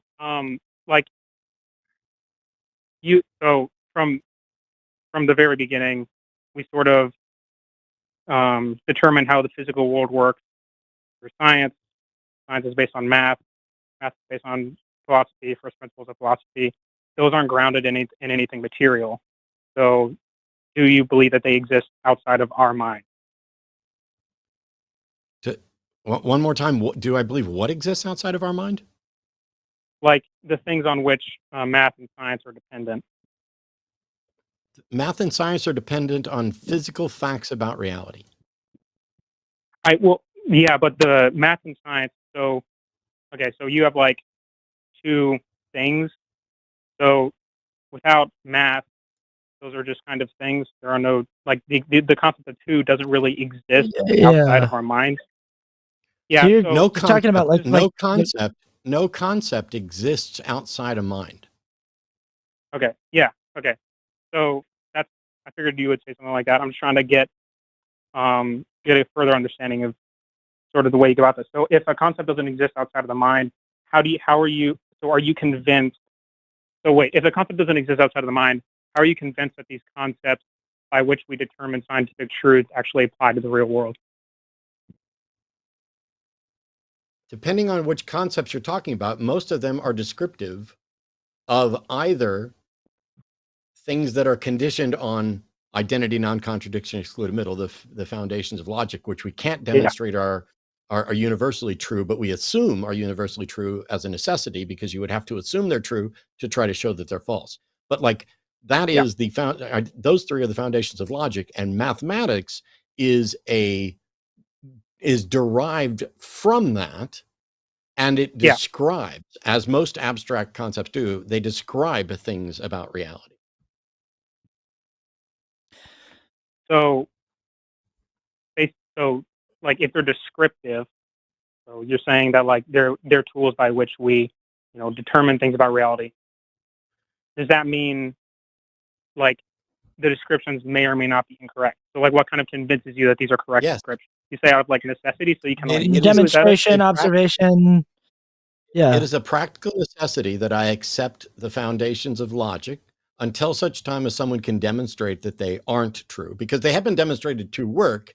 We just haven't demonstrated that they will always work, because we can't have that exhaustive knowledge. And so as soon as someone demonstrates that there are circumstances under which they wouldn't work, then I would toss them out. But it appears by their own, I'm not going to get the right word. It suggests that they are in fact inviolate, that identity and non-contradiction are always the case. They couldn't be anything, but those aren't like speed limit signs. They're not prescriptive laws. They are descriptive. And if everything else ceased to exist, if there was no reality anywhere, if we were just in nothingness, the concepts of identity, non-contradiction, excluded middle would still be true, except there would be no one to recognize them and nothing for them to describe. It would still be the case, because if we got rid of everything and we're left with absolutely nothing, then nothing is nothing. Everything is nothing or not nothing, and nothing is everything and nothing. Yeah. Okay. Yeah. So, yeah, I figured. But again, sorry. The when you say they're descriptive, like you say it's descriptive because it works based on like your sensitivity, the way your mind works. So they're descriptive. They're descriptive. You kind of in the same accept it because Are you it familiar works? with Are you familiar with like a Venn diagram? Yeah, of course. Cool. So a Venn diagram with a single circle, that is the simplest possible Venn diagram, and it is 100% a demonstration of the foundations of logic that we're talking about. Because if you label everything that's inside of the circle as A, then everything that is in the circle is A, everything that is not in the circle is not A, and everything is either in the circle or out of the circle. That seems to be completely true in every conceivable circumstance. I can't even conceive of a circumstance where it wouldn't be. And if everything went away to where there were no more minds to conceive, the truth of that single diagram seemingly would still be true, even though there's nobody to see it and nothing for it to actually, no content to put in the A. Yeah. Okay. Yeah. Okay. So yeah. So I mean, again, so it's kind of like exists in our mind. So like, goddamn. So I should have studied philosophy instead of this, so I could come on the talk show and do it correctly. But when you say that this is sort of so again, like, I guess kind of the issue I'm getting at, or that I would get at if I could properly communicate today, would be when we in any sort of conversation about God, when we attempt to reason towards God, it always kind of seems like it's kind of a tough thing to get, and nobody ever seems to do it correctly, theist, atheist, or whatever, because generally the claim is, at least among Abrahamic faith, similar stuff, is that God kind of is the precondition for those concepts which govern the world, that they're not descriptive, they're prescriptive. So no, there's nothing about the Abrahamic faith that declare or claim that God is the foundation of logic. That is a modern precept thing, because they're like, there are problems in philosophy that haven't been solved and maybe impossible to solve. And so God believers tend to inject their God into that gap. Abrahamic, and even if Abrahamic faiths described their God as, hey, this is the foundation of logic, that also would not make it true. Because if there's no possibility, if it is the case that what we talk about in that Venn diagram is always true under all circumstances, then it needs no foundation. There is no foundation for it, and there wouldn't need to be. It's as if people want to claim God as a foundation for logic, as if God could change logic, which is in violation of logic. I mean, most modern apologists accept that God can't violate logical law. Can God do something? Yeah, can God make a married bachelor? Can God make a square circle? No. So okay. again, so I mean, I kind of disagree with you on the premise that Abrahamic faiths in general do not describe God as the sort of like Where foundation for logic. I guess you could say that. I guess you could say does that the like Bible say it? like well, just again, I'm a Catholic. I don't believe that the Bible is like I'm you sorry. know, like Do the Quran or whatever. Catholic books? I believe in Do natural Catholic theology. books? Like, yeah, I'm Catholic. Yeah, What Catholic book claims that God is the foundation of logic? I'm a theologica. And why? And why should we consider that instructive? Well, I mean, based on the reasoning within it, again, I'm not like a Thomas Aquinas scholar, or I don't know a lot about St. Maximus the Confessor or whatever. But like, again, the issue is like you say, there's no foundation, but you accept it because it works. But just because something works doesn't mean it's true. So I'm kind of confused It on actually does. what kind of make. It just doesn't mean it's always going to be true. If I pick up a pen, Yeah, and somebody says, "Does this pen write?" and I scribble with it, and it writes, then my answer is yes. That doesn't mean it's always going to write. But if there's an item that we picked up and used, and it has worked every single time, and there is no defeater for it continuing to work, and there's an item that works in every possible circumstance, why on earth are you looking for a grounding for the thing that just is?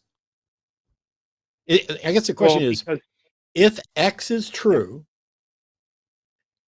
how do you show that X can only be true if there is some divine foundation rather than X merely is true? You determine, well, it's kind of you determine like, okay, like what are the potential possibilities? So like you're saying that they just kind of are. I find issue with this because you're saying something is a claim that something is. It's dependent on those first principles, like No, I'm sorry. Hang on. Check. Sorry. Yeah. I'm saying if there is an X, any X, that is in fact true, how do you show that X isn't merely prima facie true and could not be otherwise, as opposed to X needs some grounding or foundation? Well, I think it kind of gets to the issue. I'm not sure that you can. When I was looking at, then why try? And then the reason I called in, like I want to be able to put all this out so that like we don't get sidetracked. I'm sorry if like this kind of I have no intention on like wasting your time, but when I was looking at sort of the debates with atheism and stuff recently, I encountered tags, and it's kind of like a brain worm. It seems to me that I've seen atheists say that like they don't attest spiritual experiences or any supernatural events because they're sense that it could be incorrect and doesn't really align with anything scientific. But then at the same time, when they're encountered with tags, they state that like, well, these sort of things do not require any sort of justification because they have worked in all circumstances which we have encountered. But that sort of thing in and of itself is sort of like a value statement. Like, what is it because it has? Like, why should I trust it? You've already inverted what I said in order to shift the burden of proof. It is not the case that these things don't. No, yeah. It is not the case that I'm saying these things don't require justification. I'm saying theists claim they require justification, and therefore theists have a burden of proof to show that they do in fact require justification. And even once they've done that, if it is the case, that doesn't mean that their justification that they're proposing now is correct. So it's not just a matter of putting the cart before the horse. It's a matter of just claiming you have a cart and putting that before the horse. Yeah. So, like, what is this is kind of like what I was kind of what I'm getting at. It's hard to communicate it. What is the sort of counter to the counter to the idea that it requires justification? Like, why the counter? Are you sort of like, I don't know if it does or not? Yes.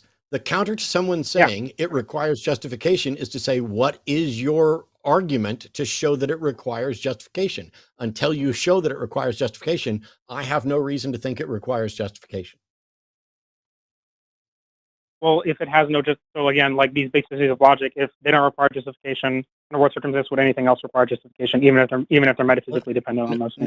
Now we're equivocating on justification. I'm sorry. We should use two different words. I think that the laws of logic are in fact justified by their continued use and continued demonstration of reliability. That is separate from whether they require a grounding. And so if theists are going to claim that there needs to be a grounding for logic, where's the demonstration for that? Well, the sort of demonstration would also, I appreciate that we're sort of parsing out terms. The sort of demonstration would be like would be again another shift in not justification, grounding or whatever. Okay, so why do just these things need to be grounded? So like I'm not convinced that anything needs to be grounded. We find things that's not the claim that Matt's making. Yeah. Sorry, Matt. Sorry. Yeah. No, it's fine. Also, he's asking you to justify the claim that you're making. Yeah, but also earlier, so kind of like, I don't want to derail. I just want to make sure that Austin also hears this, because we may need to dig in on it, which is, you mentioned spiritual experiences, and I don't even know what the hell that is or what it means. So we may come back to that. But if I'm saying that I don't see a reason why logic requires a grounding, can you name something that requires a grounding that I already accept has a grounding? I would get, was it like cause and effect? Like this, like something is caused by something else. Like, I don't know. That's a great the political instability in the United States is caused by Donald Trump. I don't know. Well, like, I feel like it should be grounded. You kind of went off the rails there, because when you talk about I tried to pick something that I figured you would need grounding for. No. So we're talking about grounding of abstract things, not concrete things. Okay. Whether or not the current state of the United States is caused by Donald Trump is a concrete thing. It is synthetic and not analytic. You're talking about analytic things. And so, but causality and models of causality are certainly abstract concepts that are trying to describe how things work in the universe. And what is the grounding for assertions about causality, that cause precedes effect? And the only grounding, it isn't grounded in the sense that you're hoping perhaps to ground logic. Our description of cause and effect is entirely about observation. And as it turns out, there are people starting to make a case that because space-time isn't necessarily how we understand it, that there may be circumstances under which effect precedes cause. I don't buy it because I don't understand it. I'm not saying it's wrong. I'm saying I don't grok that.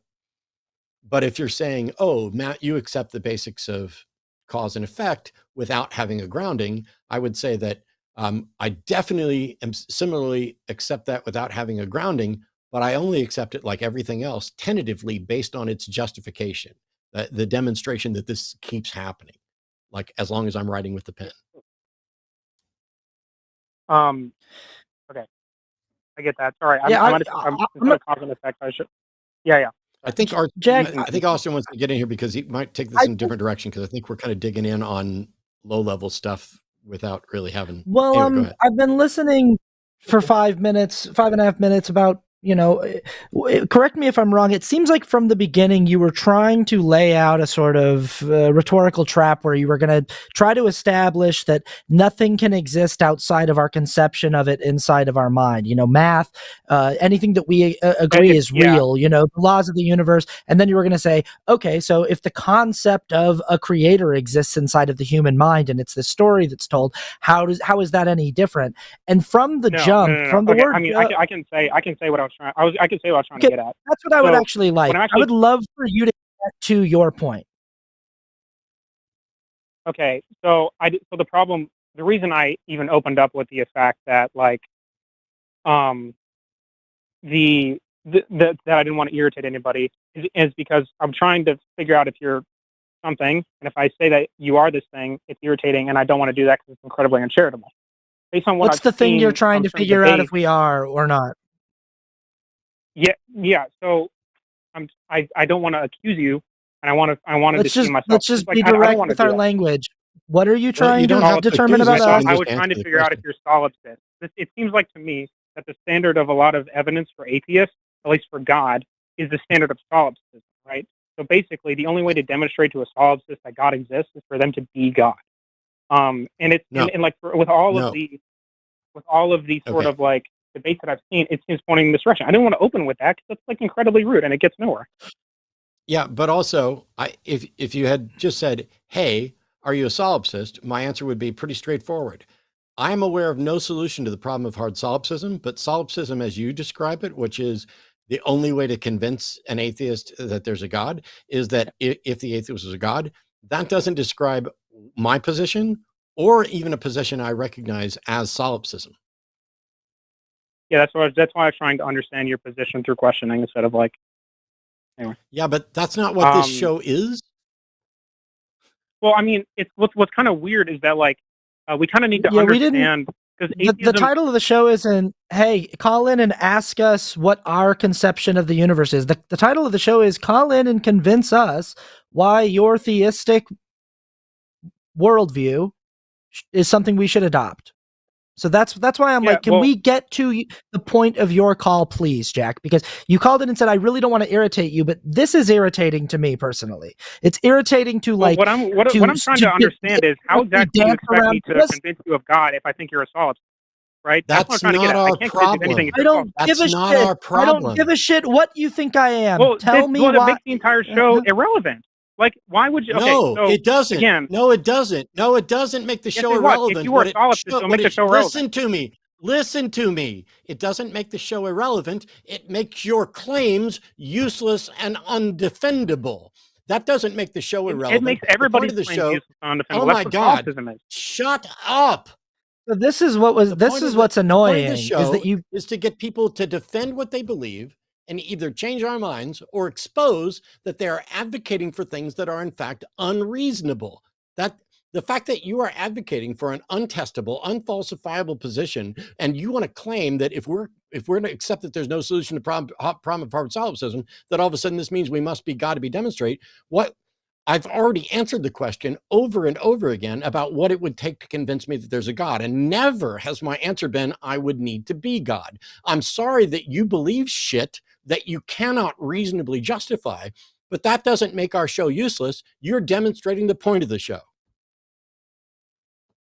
Okay. So I know that people don't say, like, people 90% of the time when there's I'm going to lower my voice. When 90% of the time when somebody's like using solipsism, they don't like say the only way to convince me if something exists is that if I was that thing. They say things like my sense that is inaccurate and abstract concepts may or may not apply to the real world. This leads to solipsism, right? And that's kind of what I was getting from seeing things that I've seen before, right? You understand? Can we get to your argument, Jack? Can we get to what your argument is? I want to hear your justification. That's what I'm interested in. When people call into the show, I want to hear why you believe in an intelligent creator and why you think we should adopt that belief. I would love if we could get to your position. My position on the existence of God is that, yes, I believe that God is like the necessary contingent for, first principles, all that kind of stuff. You probably already know what that is. The issue is, again, like when I called onto the show, it's like you said you see if I had anything to convince you. Again, that's our concepts about the real world, like necessarily, and I said it might be inaccurate. Then like, what's the point of the talk? I mean, like, of course, understanding what I think and deconstructing that. But again, like, if you deconstruct me, you're just going to get to the point where you. Yeah, but again, okay, so no. So stop talking. You're calling in because you have a goal of demonstrating that we have unreasonable standards for what should convince us. I don't know if you do. Like, I don't want to. That's what you're trying to do, though. He's right. So what you wanted to do today is call in and spend 6 minutes trying to demonstrate that we are solipsists who believe that there is nothing outside in the universe verifiable outside of our own consciousness and outside of ourselves, and because of that, it's impossible to convince us of anything, and the whole point of the show is pointless. That was why you wanted to call in and do that. What all Matt ever said about solipsism is he doesn't have an answer or a solution for hard solipsism. Neither do I. Like, and so if your contention is with solipsism as a philosophy, feel free to explain to us how you're going to disprove the proposition that there is nothing that exists outside of the self, firmly and demonstrably. It's not a position that I actually walk through the world operating with. I'm not walking through the world going, no one Nobody exists does. but me. Nobody actually does. But what Matt's saying is there's also no way to actually definitively verify that there is actual tangible reality outside of this one's own consciousness, unless you believe, Jack, that you can definitively solve that and prove that, which, hey, let's have that conversation. Do you have evidence to demonstrate the fallaciousness and invalidity of hard solipsism? Well, in terms of like hard solipsism, I figure that we're experiencing. I mean, this is a bit separate, but that we're experiencing. So we're not experiencing ourselves. We're experiencing. That means there's something outside of the real world. That doesn't mean you can make any descriptive statements about it. The thing is, of course, I wanted to see if you guys were solipsists, and then we could get into something about the transcendental argument and stuff like that. Because that doesn't solve the problem of hard solipsism. Just to say we're experiencing, you have to show that what you're experiencing is actually reality and not a projection of your mind. Okay. I thought you meant. Sorry, my apologies. Yeah, literally solipsism. I'm going with literally what solipsism is, rather than your conclusion, your inferred conclusion from your flawed understanding of solipsism. We're asking you, how do you resolve solipsism? The thing is, I don't. There is no counter to solipsism. The reason that I agree. Which means you now are just as much of a solipsist as we are, which makes all of this irrelevant. No, so again, that's what I was trying to find out, if you were solipsist. I'm going to mute you, Jack, because now you've reached the point where you've completely pissed me off. This is not the call in and quiz the fucking hosts on philosophy show. This is to defend the fuck what you believe, which means you've now wasted a half hour of everybody's time. Now you're unmuted. We're just as much of solipsists as you are. You were trying to find that out. That's your answer. We are every bit as much solipsists as you are, which is to say, it's not something that we walk through the world operating with as our primary worldview, but it's something that we don't have an actual solution for. The question of whether or not there is actual verifiable reality outside of one's own consciousness and experience of it, we don't have an answer for it. Neither do you. Why is this the framework with which you want to operate on? How is this going to be the framework that you're going to convince us to accept the proposition of an intelligent creator? Can we please get to your argument now, please? I mean, not again. Based on the fact that we both we understand our views on solipsism here. Based on that, is not everything that we believe the same amount of leap of faith as everything else. In which case, the atheist, I guess not even worldview, the atheist point, lack of belief in God, is just as acceptable as the belief in God. No. No. Because you and I believe in pretty much all of the same facts about reality, and yet you add to those things that I don't add. So you don't get to do this thing of, oh, my belief in God is just as unjustified as your belief in reality. No, it's fucking not. You believe in reality too, but you believe that you have an explanation for reality, and I don't believe you have an explanation for reality. So we're not on the same fucking footing. Yeah, of course. Yeah, of course, not on the same footing as that. That's anyway. And you say that me adding stuff, if I am even adding stuff, do you believe in a God? Do you believe in a God? again, like I'll get to this. You say adding. Do stuff, you so, believe like, in a they're on the same fucking level. God, you Catholic avoider of the fucking question? That's a good one. Yes, I do. Yes. So you believe in a God. I also do not believe that complexity. And I don't. Oh my God. You believe in a God and I don't, correct? Yes. Which means we believe in the same world, but you would believe in an additional thing, right? Yeah, but I subtract one. Can I get to Why? No, there's no fucking but. I'm still asking questions. Why did you make me work so hard to get you to answer one fucking question honestly? You asked if I believe in the existence of God. I say yes, but you're trying to say that I add stuff. No. I mean, like I do add stuff, No. but we're on the same level.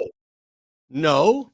Yeah, because I subtract as well. didn't ask you, Jesus fucking Christ. Go back and rewind, because now you're just fucking lying. I asked you if you I'm not believed in a lying. God. Dude, can I say what I'm subtracting here, or are you just going to keep saying that I'm lying? Okay, you're a fucking liar, and I'm going to mute you so that you don't interrupt me while I'm pointing out how you're a fucking liar. You said and suggested that we're on the same footing under this model, and that everything that I believe is untestable or unfalsifiable or unverifiable is what you believe. And I was pointing out that you believe in a thing that is in addition to what I believe about the world. And then you wouldn't answer the question. So I asked you if you believe in God, because that is the prime example of this. But now we're back to tap dancing. So let's try this again, Jack. Do you have a reason? Yeah. So I believe in something that do you have a reason? I believe in something. Jesus fucking Christ, I haven't even asked you. I will not answer a single fucking question from you for the rest of this show, Jack. You don't get to fucking keep quizzing me. Book a debate. Book a fucking debate if you want to quiz me on my beliefs. I'm going to ask you questions and you're going to answer them, and then we will let you expand on it. Do you have a reason that we should believe in the God that you believe in? Yes or no? I mean, yes. Cool. What is it? The account of God provides, like we're going to circle back, provides a sort of satisfying, in a manner of speaking, basis for the abstract concepts which descriptive or prescriptive sort of the world operates on. And like the addition of that, while it adds to the complexity, I guess you could say there's more stuff going on. The idea that more stuff is going on is based off of, it's either a presupposition or based off of those principles that, again, like that I would say God is grounded for. So if I can remove that and add God, the same number of things. I'm kind of okay. So this is exactly what I thought. Satisfying. Yeah, go ahead, Austin. Go ahead. From the beginning, beginning of this call, this is exactly where I thought we were going. That's why I was kind of like, hey, can we just get to it? Because I figured it was this, and that's what it sounded like you were building toward, and it just took us a really, really long time to get there.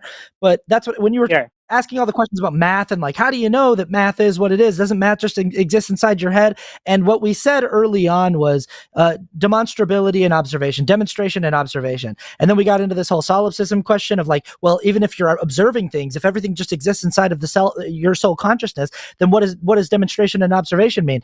Well, we're not saying that we are hard solipsists who experience the world through that philosophical viewpoint. We're just saying we don't have a solve for it. But we are saying, when it comes to the proposition of intelligent design versus the proposition of gravity and math, there's a difference between the way that the collective of humanity has observed and demonstrated these different truth claims. There's a big difference between the way that these things are experienced and with the way that these things are demonstrated and observed. We demonstrate the veracity of math through its application in real life on a day-to-day basis. We see it happening. They're not just the same. They're not just two philosophical propositions for which there is equal probability and improbability. That one is much, there's just so much more evidential reason to believe in one than the other. The other is just, in your own words, it's just sort of it's a satisfying puzzle piece to put into the complexity of the universe. And And I disagree with that. I don't think it's a satisfying explanation. I find it to be a childish and kind of intensely simplistic and honestly stupid solution to the complexity of the universe. I think it's absurdly idiotic that so many people accept the fairy tale they were told as kids, that a magic man with a beard somewhere did spells and created the universe. Yeah, it is what you believe in, and it's what you have called. Yes, it is, Jack, and it's what you have called a status. Like, I don't. What the fuck is God then, Jack? Is God not magic? Are you fucking kidding me? The creator of the universe is not magic. What is magic? The creator... Like, I don't know what you're talking about. Like, you're pulling out these things magic that you say is to, like, a man me, who... but I don't. Magic is a man who is the omnipotent, all-knowing, all-powerful creator of everything that has ever existed. If that's not a magic space wizard, I don't know what the fuck is, dude. I don't know what we're talking about. So, like, the fact that you're claiming that the God story is a satisfying application to explain the complexity of the universe and the complexities of questions about consciousness when it comes to, can consciousness be verified to actually exist outside of the self, that the God proposition is a satisfying conclusion to it, I wholeheartedly disagree and say it's a moronic solution to the problem. It is a fucking idiotic solution to the problem. It's not satisfying in any, to me at least, not at all. So when you just sort of throw it out there that it's a satisfying solution, I'm like, no, it's a fucking idiotic solution. It's a childish one. And what we're asking you to do on this show is to explain to us why it's not, why it's sophisticated, why we should take it seriously in the slightest. Well, I mean, if you do, considering that the claim is that God is sort of like the physical, metaphysical dependent of all things, and you reject the idea that anything needs grounding, it's just kind of like there's no, like, what am I? Yeah, if we reject like, your presupposed premises, you're like rejecting God outright. Period. Like your belief. No, we're not, Jack. You liar. We started with this. I can't read your mind, Billy. What'd you say? I can't read your mind, Billy. Sorry, I said Dilly instead of Dillahunty by accident. I don't need you to read my mind, and I don't need you to speak, especially when I'm calling you out for dishonesty. Okay? I think, yeah, okay.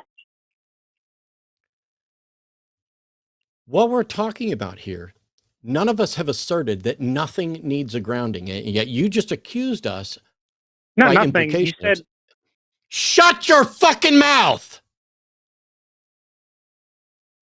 You just accused us by implication of holding the position that nothing needs a grounding, which is not a position either of us have advocated for at all.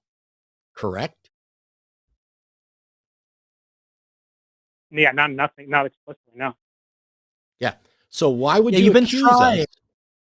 Why would you accuse us of holding a position that neither of us have suggested or defended? You stated that the, like, first principles, you don't say that they don't require grounding. You're not sure if they do. You're not sure Correct. If they require grounding. Then you're not sure if anything metaphysically dependent on them also requires a grounding. Correct. Right? It's up to the people who are claiming that a grounding is required to meet their burden of proof, something you haven't done. And when we point out that you haven't done it, instead, you misrepresent our position as a straw man in order to avoid the fact that you have not demonstrated that logic requires a grounding. And when I asked earlier from other people whether they care more about whether their beliefs are true than whether they're comforting, I now know that your answer is comforting because you flatly said that the God answer is satisfying, even though it complicates things. You didn't say the God answer is true. So you are going with a satisfying pacifier to assuage your discomfort with having to say you don't fucking know. And you're misrepresenting our position while all we were doing was asking you to defend yours. Yeah, when I say satisfying, I don't mean like this, like in this sort of like emotional way, like a cake is satisfying. And satisfying is then it all just kind of like clicks down. I mean, when you say that the logic and therefore, I mean, not logic, the first principles and therefore everything dependent on them does require grounding. For the last fucking time, I've muted you so nobody can hear you, and this way I won't have to yell at you.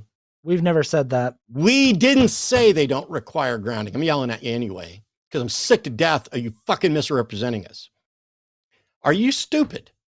How many times can we say that our position is those asserting that a grounding is required must demonstrate it? And as soon as they do, we will accept it.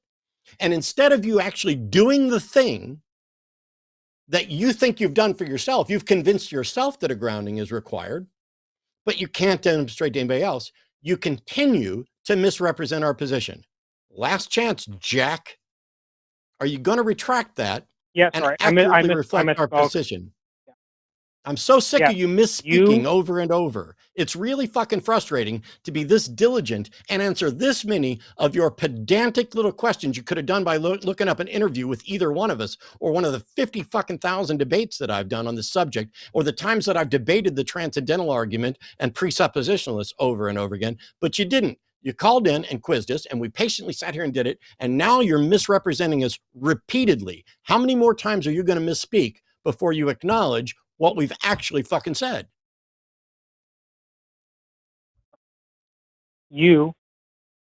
I'll say it, so then not you do not necessarily believe that it requires a grounding. Okay? Sorry. Believe what requires a grounding? When logic first principles. You don't necessarily believe it. Like, may or may not. There's no I'm not saying it does. We are not asserting a truth claim about our worldview requiring some kind of grounding. I am not convinced. Yes. Continue. Okay. Sorry. Given that, say that the basis, so I have to provide sort of justification. So if justification based on logic, which does not necessarily require grounding. Okay. Why necessarily does my claim that God exists require grounding when logic itself may or may not necessarily require it? Great. Because for reason, logic is the grounding. Logic is the foundation for reason. So we acknowledge that as a practical necessity, we must accept identity, non-contradiction, excluded middle are not only demonstrably true in every circumstance that we've investigated and could imagine, but that we can't say they are necessarily universal. This is the issue of the primacy of reason. However, within the context, within the framework of reasoning to that standard is the grounding for reason. It is what we use to say that it is reasonable to conclude that you misrepresented our position. It is reasonable to conclude that you possibly misunderstood something about our position.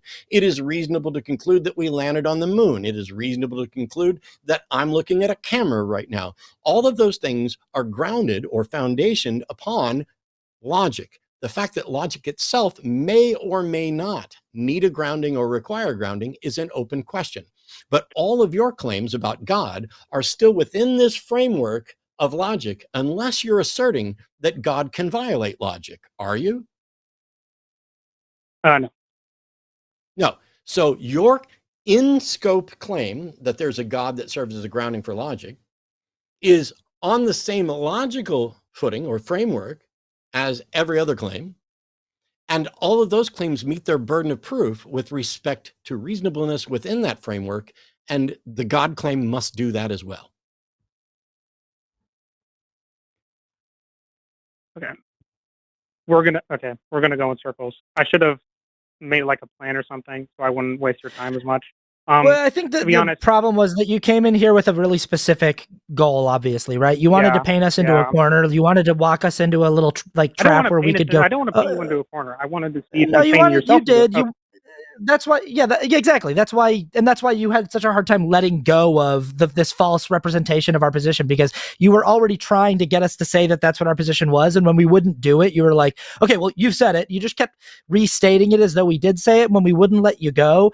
Now you're kind of stuck, because it always just comes back to the fact that you even came back and said, okay, well, if you guys are accepting that there doesn't necessarily need to be a grounding for logic, how come I need to demonstrate the evidence for my grounding for my logic? And the reason is because you're the one making the fucking claim. And that's the whole basis of this entire fucking show, is because you are the one coming to us saying there is a grounding for the way the universe is, for the way that things work. And it is this. It is the intelligent creator of the universe. And we are saying, justify that claim. And you're saying, how come I have to justify mine if you guys don't have to justify yours? Because we're not making the fucking claim.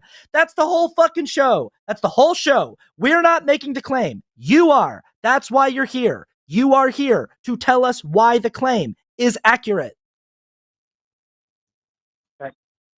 Guess I misunderstood the nature of the show. So I apologize. I guess you misunderstood the nature of like of atheism in general, of like the lack, like that's the whole thing. It's like I don't know about that, but burden of proof is like a massive thing in on shows like this. It's like you are the one making the truth. Austin. Yeah. It's skepticism that he's not representing well. Right. Atheism. Yeah. You can be an atheist for the stupidest fucking reasons ever. And I spend, believe it or not, I spend more of my time these days correcting stupid fucking atheists than I do theists who just have an irrational view of the world. Fair enough. Theists do the same thing with theists. Kind of funny. Yeah. Like, anyway, you know what would be really interesting? interesting?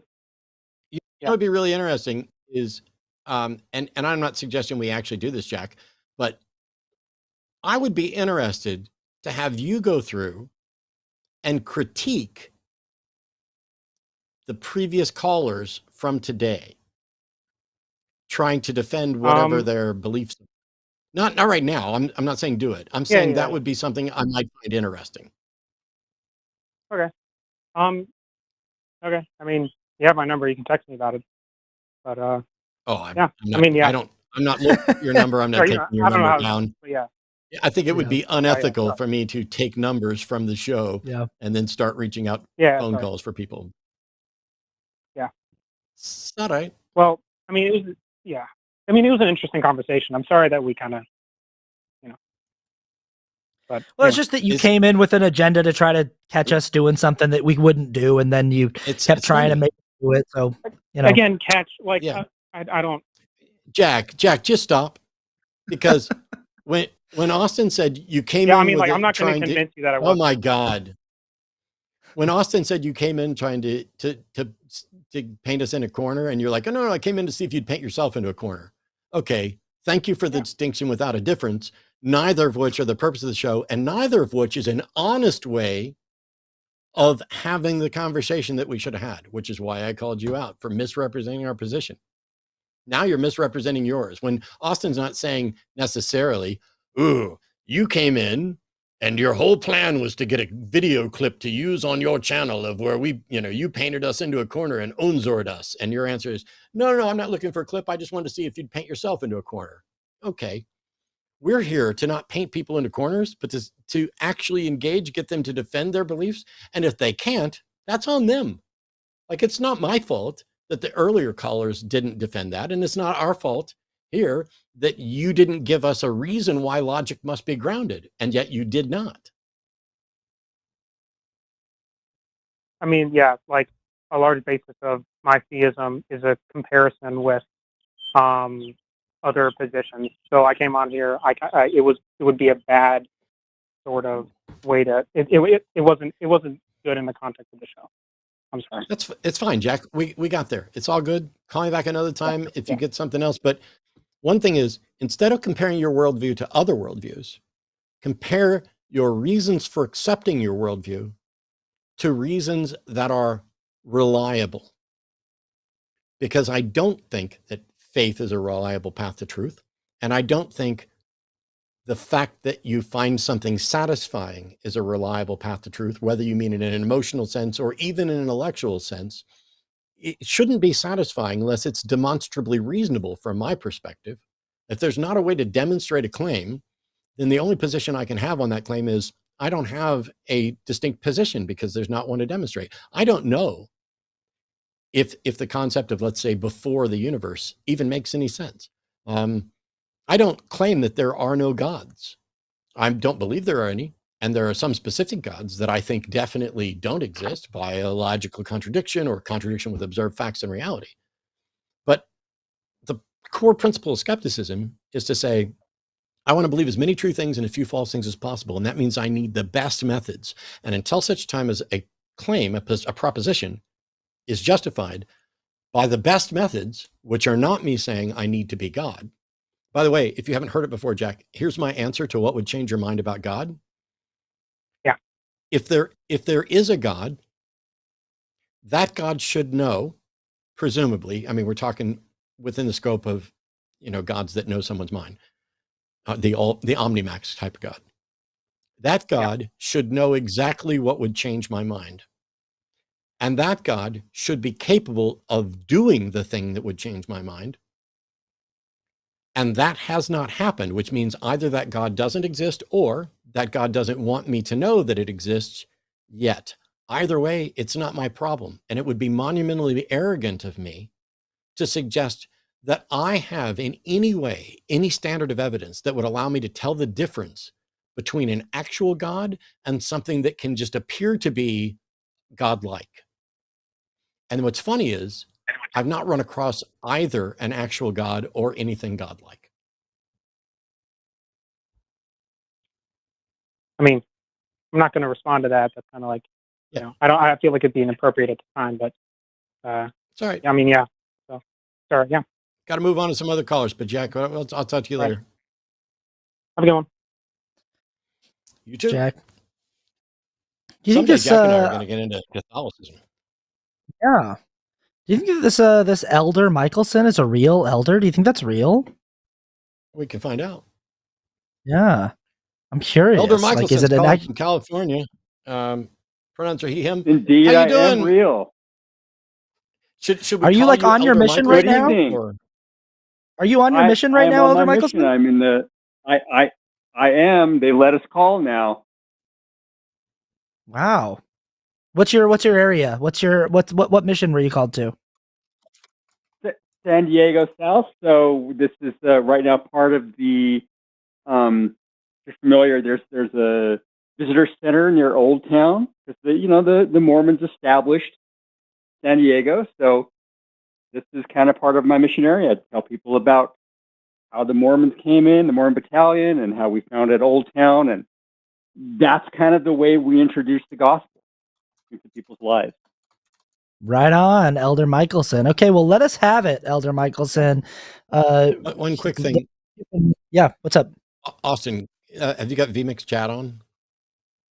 Oh, geez, I don't know if I do. It's where the image of both of us is. There's a little chat thing there. Let's see here. Oh, yeah. It's fine. Here we go. It's fine. Oh, yeah. Go ahead. Yes, I can. My apologies there, Elder Michelson. Please continue. Sorry. Well, first of all, I appreciate you guys having me on. Boy, what a high hurdle to cross here to convince hardened atheists and very smart men you seem to be of the existence of God. So I'm going to take a shot, but I'm going to do my best. Awesome. All right. I'm excited. I'm ready for you. Okay. Well, first of all, I'm so glad you got rid of Jack. I mean, what was he even talking about? Such a snooze fest. I couldn't follow it. I mean, Solipsis, Solips were great cars, but I don't understand making a whole religion around them. And they had great crash test ratings, but you don't see people. It wasn't Sob. Did you? It was Solipsism. SOLIP. I'm messing with you. I'm just messing with you. Right. I'm giving you a little palate. We're not in the space to be messed with right now. Oh, the call's not going to last. The call's not going to last long, Elder Michelson, if we can't get to what you're here to say. Okay, absolutely. Let's get down to brass tacks. So in the spring of 1820, Joseph Smith saw God the Father in Jesus Christ. He did. Brought back the truth, brought back the absolutely. And now his truth is being restored, and his kingdom is on the earth again. It's being restored, and I'm here to give you that great news. Hell yeah, dude! How do you defend that truth claim? Well, let's have it, dude. In both, I have our spirit to bear my testimony, to those who have an open heart. And then the burning of the bosom confirms the truthfulness of what I say in their heart, and it changes lives. Whoa, cool. Yeah. So that's it. Absolutely. Now, I mean, there are some things that the receiver has to do. You have to have moral sensitivity. You have to live your life in such a way that you're open, you're receptive to the feelings of the Spirit. And if you've lived your life in that way, then the power of the words of God will, rest upon you, and you'll feel that burning the bosom.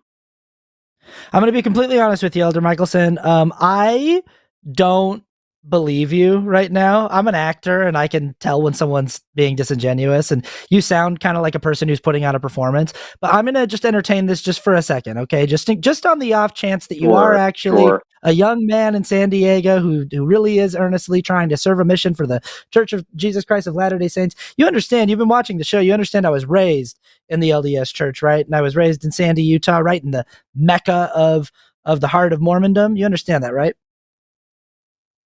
Sure. I mean, I'm from Bountiful, so we, right? Yeah, right there, brother. Skyline? I went to Brighton. High School. Okay, and I have cousins that went to and I went to Woods Cross in Bountiful. I have cousins that went there. Yeah. So okay, I got you, dude.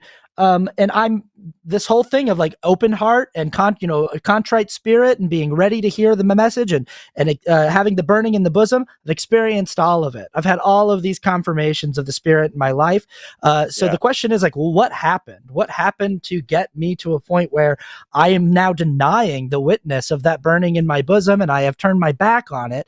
Well, there's a lot of different things, but one of them is I remember the first time that I ever did MDMA and I had a crazy spiritual experience. I mean, it was like the closest thing I could relate it to was going to EFY as a kid, and that spiritual, like that when they're telling you, they're immersing you in the Spirit for a whole week with all these other kids, and they're really kind of selling you this idea that you're going to have this emotional experience, and it's like being at a spiritual rave for a week long because you're all holding each other's hands and you're all crying together and they're playing the worship music and stuff. I did MDMA in my early 20s with a bunch of friends. I don't know if you know what that is. It's a Molly. It's a drug. It's a party drug. And I had the singular most spiritual experience of my life that was tenfold of anything that I'd ever experienced inside the walls of a church. I grew up believing it wholeheartedly in the story that you just told, that Joseph Smith talked to God and Jesus in his backyard, because of this burning in my bosom, this emotional witness of how could I possibly feel this way about this story if it wasn't true. But what I was told my entire life is that outside of the walls of this organization, that feeling is not accessible. I was taught that feeling, that this church, this doctrine, this gospel has a monopoly on that emotional experience. They have ownership over that experience, and I would not be able to obtain that experience anywhere else. That outside of the walls of that church and outside of being where you would like me to be with an open heart and an open mind, I'm not able to have that experience. Then I went and did drugs, and I had an experience 10 times what I had ever experienced in church. And I realized, oh, this is literally just how human bodies are designed to react. This is just how serotonin works. This is just, you can create that burning in the bosom feeling through all manner of debaucherous activities. I can have that burning in the bosom feeling while I'm having premarital sex with somebody, and breaking all kinds of covenants that I'm supposed to have in order to fulfill the plan of salvation. There's the amount of ways that I've found to have that burning in the bosom emotional experience, watching a movie and just being overwhelmed by a story that I find relatable. I no longer in my life accept the witness of a burning in my bosom and an overwhelming emotional experience, because I've seen how common those experiences are outside of the LDS faith, how easy they are to obtain, and how I can even have experiences that far surpass anything that I ever had in the church when I had what you were asking me to have, when I had an openness to it. And I was not just I wasn't a skeptic in this church. I was dug in, dude. I was playing for keeps. I was playing for real money. And then I got out and I found out, oh, the church doesn't own that feeling. They don't own that emotional experience. So what is your response as a missionary to that idea that your church does not have an ownership over an emotional witness? Sure, I appreciate that. It's a great question, and I just want to start out. I didn't know that you were Mormon. I joined this live stream. I heard something about the Book of Mormon, but I didn't know that you were a former Mormon. So yeah, I didn't know that. So obviously the response would be, I'm sorry. I just Foreman, like the term he just said, foreman. It's pretty common amongst former Mormons. Okay, we got jokes. Yeah. We got jokes. Okay. So obviously, you probably know the answer, which is, there are a lot of imposters, and how we separate the true feelings from God from the imposters. As we know, Satan can imitate an angel of light to deceive you. So how we determine it is the fruits. Like, what does doing Molly for a year, how does that affect your life versus, doing charity work and trying to connect to nature and God? What does that result in? So by the fruits you shall know them. Does that answer that? Yeah, sure. And there's all different kinds of ways when you say, so how by their fruits you shall know them.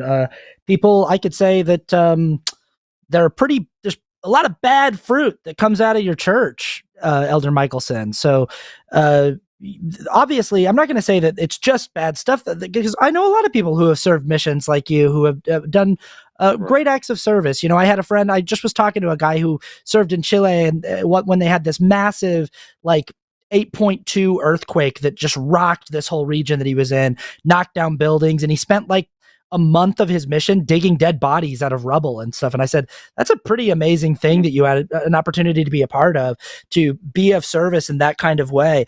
But what do you say about, the death toll that your church racks up with LGBTQ youth and kids that don't feel worthy to be alive because their church has taught them that there's not a place for them here? What kind of fruit is that, where kids are getting kicked out of their households? Their parents feel like they need to tell them, if you're going to be trans, you don't get to live in my house. And then the kid winds up homeless and on the street. And a lot of those people wind up taking their own lives. And they rack up this sort of, you have all this blood on your hands from all of these kids who have killed themselves. What kind of fruit is that your organization is bearing? If that's the answer, is by their fruit we shall know them, there's a lot of rotten fruit in your organization. I'll do you one better. Mountain Meadows. I mean, there's a lot of blood on their hands there. I mean, in the wake of the church, I'm absolutely not going to defend that. And obviously, in the world, but not the world. We're an institution of humans who try as hard as we can diligently, though we fail, to follow God. And sometimes even the Quorum of the 12 can be misled and have policies like the exclusion policy that was, I think it lasted for about a couple of years ago. I don't know if you're familiar with that, where they excluded. Okay, sure. But that was reversed in about a year, and it was a mistake. So I'm saying, and I agree, the LGBTQ policy is not of God. I'm going to testify of that. I may lose, may be sent home from my mission for that. But I think there's an openness to the church now where we can express doubts. And I think the elders themselves, the Q12, will admit that there are policies that maybe not inspired, but we do the best we can with what we have. I think it's really cool that the church allows you to.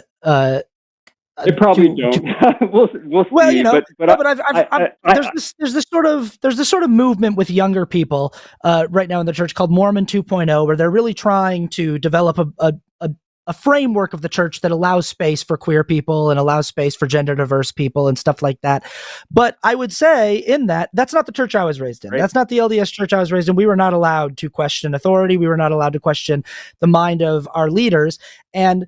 But just the idea that you can look at the exclusion doctrine, which I found to be an evil thing that the church did. I found it to be downright evil, that the leaders of this church could, and you agree, the leaders of the church could do something evil. how do you personally go about determining when your leaders are doing something evil versus when they are speaking with the authority and permission of the almighty creator of the universe? How do you personally go about making that distinction? And how do you trust that your discernment is better than the men who have been entrusted to lead this church? You're getting right down to it. Yeah, I can tell you're more. Because we're in a bit of a catch-22 here, where we have personal revelation, but yet we've got the Quorum of the 12 saying, well, that what they say goes. And I come down on the side of my own personal revelation. As soon as that was passed over the pulpit at General Conference, I said, that is not of God. That's not of God. Yeah. But how I reconcile that is, I believe we're as close to the truth here on earth as we can get. If I were to say one thing that they say is wrong, turns out to be wrong, then I'm going to walk away, then I'll never find truth anywhere because there's so much fallibility here. So yeah, cool. I think for the most part they get it right. Yeah, I love the principle of personal revelation. I think that's really, I love that Mormonism sort of expresses to its followers that, like, hey, you also have access to this, to the mind of God and to the voice of God. Do you know who the Laffertys were? Do you know the story Under the Banner of Heaven? Do you know about the Lafferty brothers? Absolutely, John Krakauer. Absolutely, yep. And yeah, dude. Okay, so why did they do? Right? Yeah, and why did they do the things that they did? This is a great question, and I love the conversation we're having. So it seems that they had personal revelation, right? You believe them at face value when they say that they received that order to kill Absolutely, the sister. I believe them. Why would I not? Why would I not believe that? I think they were using that as an excuse to carry out those murders. Do you? So I don't think they were. Elder Michelson, are you aware of what the temple ceremony was before 1990? Sure, the blood oath, of course. Blood oath, yep, blood atonement. So you know about blood atonement. You know that the Lafferty brothers did oaths of blood atonement, saying that they would do blood atonement if they found people who were in violation of their temple covenants. They vowed to do this. Why do you not believe them that they took that vow seriously? Why do you think that they actually took a vow that they would do blood atonement to people who were breaking their temple covenants? Why do you think that they're using that vow that the church had them take as an excuse for the murders that they committed? No, that's a great question. So I think we're misunderstanding what the blood oath was, and I think it was against revealing the signs and tokens of the priesthood that were revealed in the temple. That was the punishment, to spill their blood. That's not what the sister-in-law was accused of. Right, but these guys were getting personal revelation outside of what, so they already had the basis of blood atonement that was baked into the temple ordinances and process, but then they also had the doctrine of personal revelation. They started getting revelation that they needed to be going out and carrying out the doctrine of blood atonement on people in their community. And I just don't like, how are you determining that they were just lying about this and just making up excuses for wanting to kill people? Because, great question again, because it wasn't random, because he had built up a list of wrongs that he felt, including breaking up his marriage, as I recall. Yeah. And that removes the plausible deniability that he was acting upon some sort of religious thing, for me anyway. I interpret that as, well, he's got the reasons, now he just needs the excuse to do it. And I think that's what he did to, I think it was Ron that got roped into it, right, the younger brother. I think that's what Dan did. Maybe we got it backwards, but the older brother brought that up in order to substantiate that, to introduce it in a way that his younger brother would believe it. So I think Ron was the mastermind. So I'm just gonna just for the sake of time, rather than us recounting the entire book of Under the Banner of Heaven. Sure. I get that I asked a question. So you're sort of offering your thoughts as to why he might have, needed the justification of personal revelation and blood atonement to do the things that he did. Well, my point is, what I'm saying is, under this sort of guise of personal revelation, can't you see how any member of the LDS faith can justify any action? That there are parents who say, I received personal revelation to kick my trans child out of my house.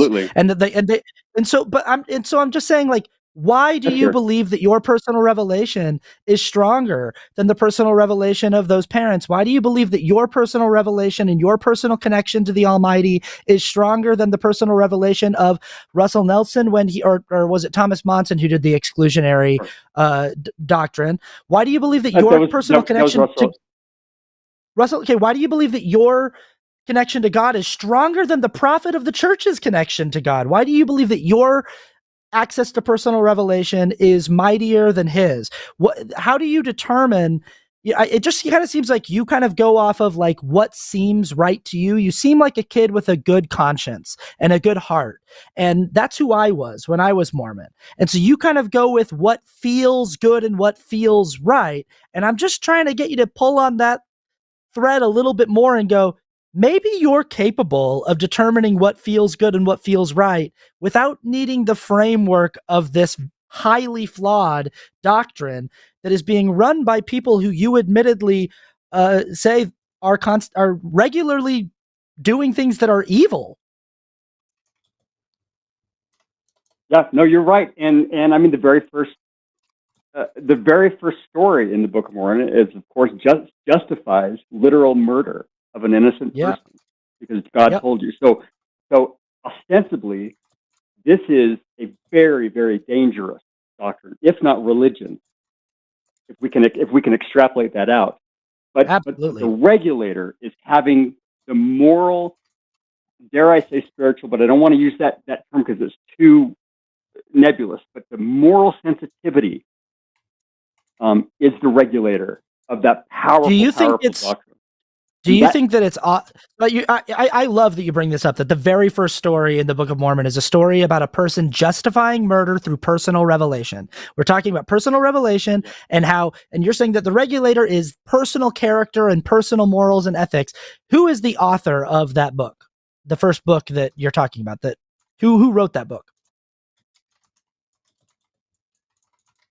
Nephi. Nephi, having been born of goodly parents. Absolutely.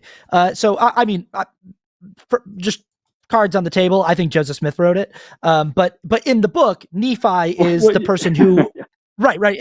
In the book, though, Nephi's the person who we're supposed to be like. It's kind of like how Bilbo Baggins is the narrator of the Lord of the Rings in the first. Like we have a perspective that we're following.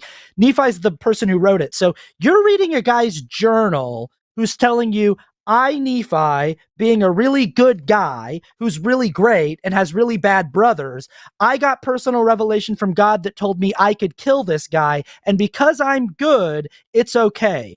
If you read Dan Lafferty's journal and he said, I got revelation from God that said I could slit people's throats and cut people's stomachs open, and God said it's okay, and I know that it's true because I'm a good person, do you see how that's indistinguishable from the book of First Nephi? Absolutely, and that's why I invoke the motive of the Lafferty brothers versus someone who genuinely believes that God is speaking to him. I think everything you're saying is right on point. I think maybe the Lafferty thing might be a bad example because I think it's in doubt whether or not he was acting in good faith or not. So this has been a lot of fun. I'm going to let Matt ask you a question because this has been really great. I would love to get at some point to you trying to offer us evidence as to why that would convince us. I think that we've asked a lot of really good questions that I'm hoping you will ponder in your life going forward. You seem like a thoughtful and open-minded young man. I'm going to let Matt ask you a question. Absolutely. I appreciate talking to you. Thank you. Yeah. My apologies, because I have limited expertise in Mormonism, although I will say the Book of Mormon musical is my all-time favorite, and I got to sit in the front row. Isn't that great? And look down into the when orchestra the coffee pit cup and all this comes out and dances, I lost it. Yep. So here's the thing. My understanding is that you're looking at in this discussion about, is the church doing something right or not? And you're using your own impression of what best represents the mind of God to reach your conclusion, right? Yes, sir. And so if you are saying even the leaders of your church are wrong, and that your view of the mind of God is more accurate, and that's fine. It may well be. I like the fact that Austin was suggesting maybe you don't need God to get to the truth. But if at any time it's that case, and you can be wrong and they can be wrong, why doesn't God come down and clear this up? Because I think it's immoral for there to be a God who has an important message for humans and then sits by and does nothing while they argue amongst themselves about who got it right. Now, I'm just somebody who came from a Southern Baptist upbringing, and I have a different view because I'm basing it on, the Christian Bible and things like that. So it may not be the best question for Mormonism, but humor me. Isn't it immoral for a God to convey a message in a hidden fashion and then let people sit around and argue about it, thinking that each of them is right without clearing it up? Agree. I mean, I can't argue with that.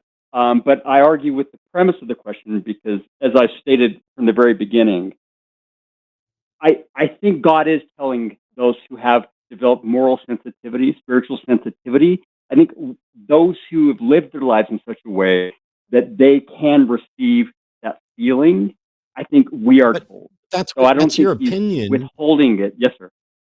That's your opinion. Why doesn't God come down and tell me that your opinion is correct? Because I don't know what is I don't understand what you mean by spiritual, emotional intelligence, or how you would even turn which one's right. All you basically did was say, in response to me saying, hey, you're convinced of something, but you might be wrong. Why doesn't God clear it up? Your answer was, yeah, but I think God does clear it up by what I already believe. But that doesn't clear up anything for me. I guess I'd ask, how you living? What are you an honest man? Are you earnestly seeking truth? And I suppose why are those channel would why say are yes. those the criteria? Once again, you're going back to what you view as the criteria. How's my life? How am I living? I'm very honest. I'm brutally honest. Some people can't fucking stand it, but and I do charitable work and all kinds of, none of that matters. I'm asking, why do you ask me how am I living instead of answering the question of why doesn't God come down and clear this up? Because I'm not aware that God has any interest at all in how I'm living. You seem to. And if I need to be convinced of that, you're not going to convince me of that because you're just telling me what your opinion of God is. Why can't God fix this? Yes, sir. Yes, sir. Why would God come down and clean up a mess that is not there? If you're living the right way, what more does he need to touch your heart? What do you mean a mess that's not there? You said that you live a good life and that you do charity. All those things that God wants you to do. So what's to do?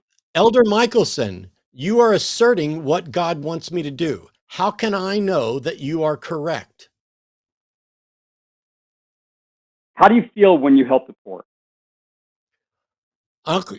Elder Michelson, asking me how I feel when I help the poor. How do you know that that's right? Elder Michelson, asking me how I feel when I help the poor isn't an answer to my fucking question, is it? Yes, sir. No, sir. Then why don't you answer my question? Why won't God come down and let me know that he wants me to help the poor, that he wants me to live this kind of life, that he wants us to stop arguing about what he wants and take ownership for the fucking world that he put us in? But if he's getting out of you the action that he desires, what use would it be for him to come out and... Elder Michelson, does God desire me to know that he exists? I don't know. I believe so, but I don't have evidence. If you don't know that, how do you know that God wants me to help the poor? I think because of the feeling that we get when we help the poor. What if I don't get a good feeling when I help the poor? What if I'm a sociopath? Mm. What if I feel good when I do bad things? You're right. Absolutely. Yep. So I've got no answer. God come down. I'm going to be very honest. I've asked you like 5 times, and every single time you never, ever get close to this. You should say, instead of saying, why would God do this if you're right? No. My question is why God wouldn't do it. If you were God, Elder Michelson, which eventually, if Mormonism's correct, I guess you'll be some kind of God somewhere. But if you were God and you saw the people that you created arguing and fighting over what your desires are, do you think it is morally acceptable for you to continue to sit on the sideline and let them destroy each other? No, I don't think that is morally acceptable. Then why do you worship a God that does something that you admit is immoral?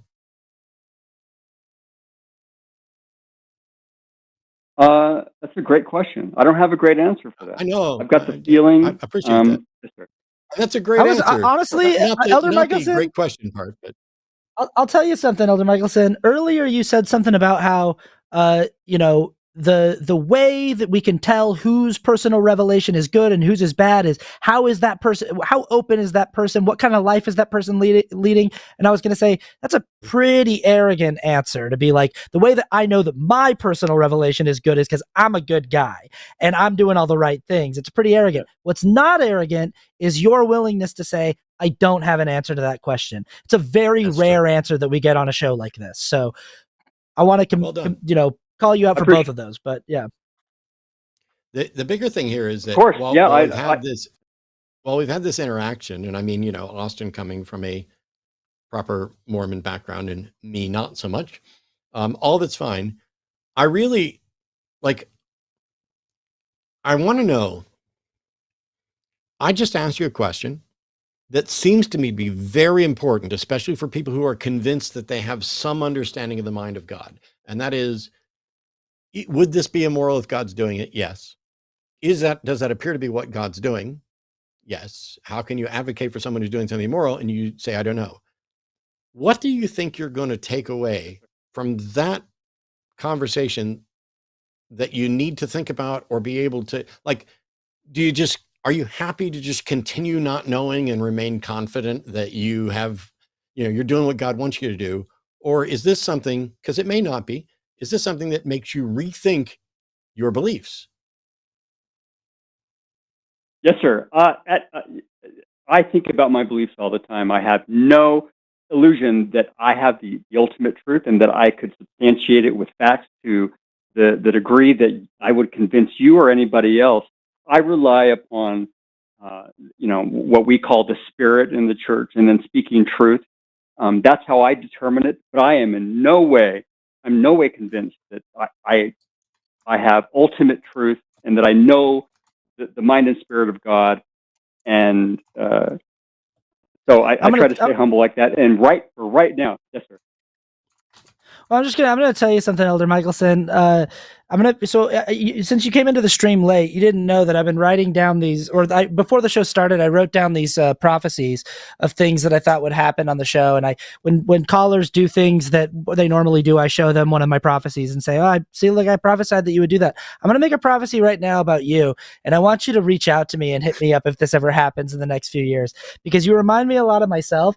There's this thing that I think about believers, people who are actually thoughtful about their faith, people who are really thoughtful about their testimony and who really think about why it is that they believe the things that they believe in, are willing to say, I don't actually have an answer for that. Let me dig a little deeper and let me figure that out, are usually the people who wind up where I'm sitting, are usually people who wind up where Matt and I are sitting. The reason why Matt is in the chair that he's in right now is because he was a thoughtful believer, because he actually wanted to make sure that he had a thoughtful rationale for his faith. And that process of being thoughtful and asking questions led him to the chair that he's sitting in right now. It led me to the chair that I'm sitting in right now. And I will not be surprised one bit if in 5 to 10 years, Elder Michelson, you are sitting where we are sitting. And I would love to hear some kind of update. I don't know if it's ever going to happen anytime soon, because I know that you're really dug in on the mission, and the mission is it's all about indoctrinating the missionary and making sure that they can make a lifelong believer out of that missionary. But you seem like the kind of person who asks the right kind of questions and who's willing to be open to the idea that you might be wrong about some of this. And it's usually people like that, thoughtful believers, that I actually think are the most susceptible to being able to accept new propositions of reality and consciousness. But that's my prediction. We won't know how it, yeah.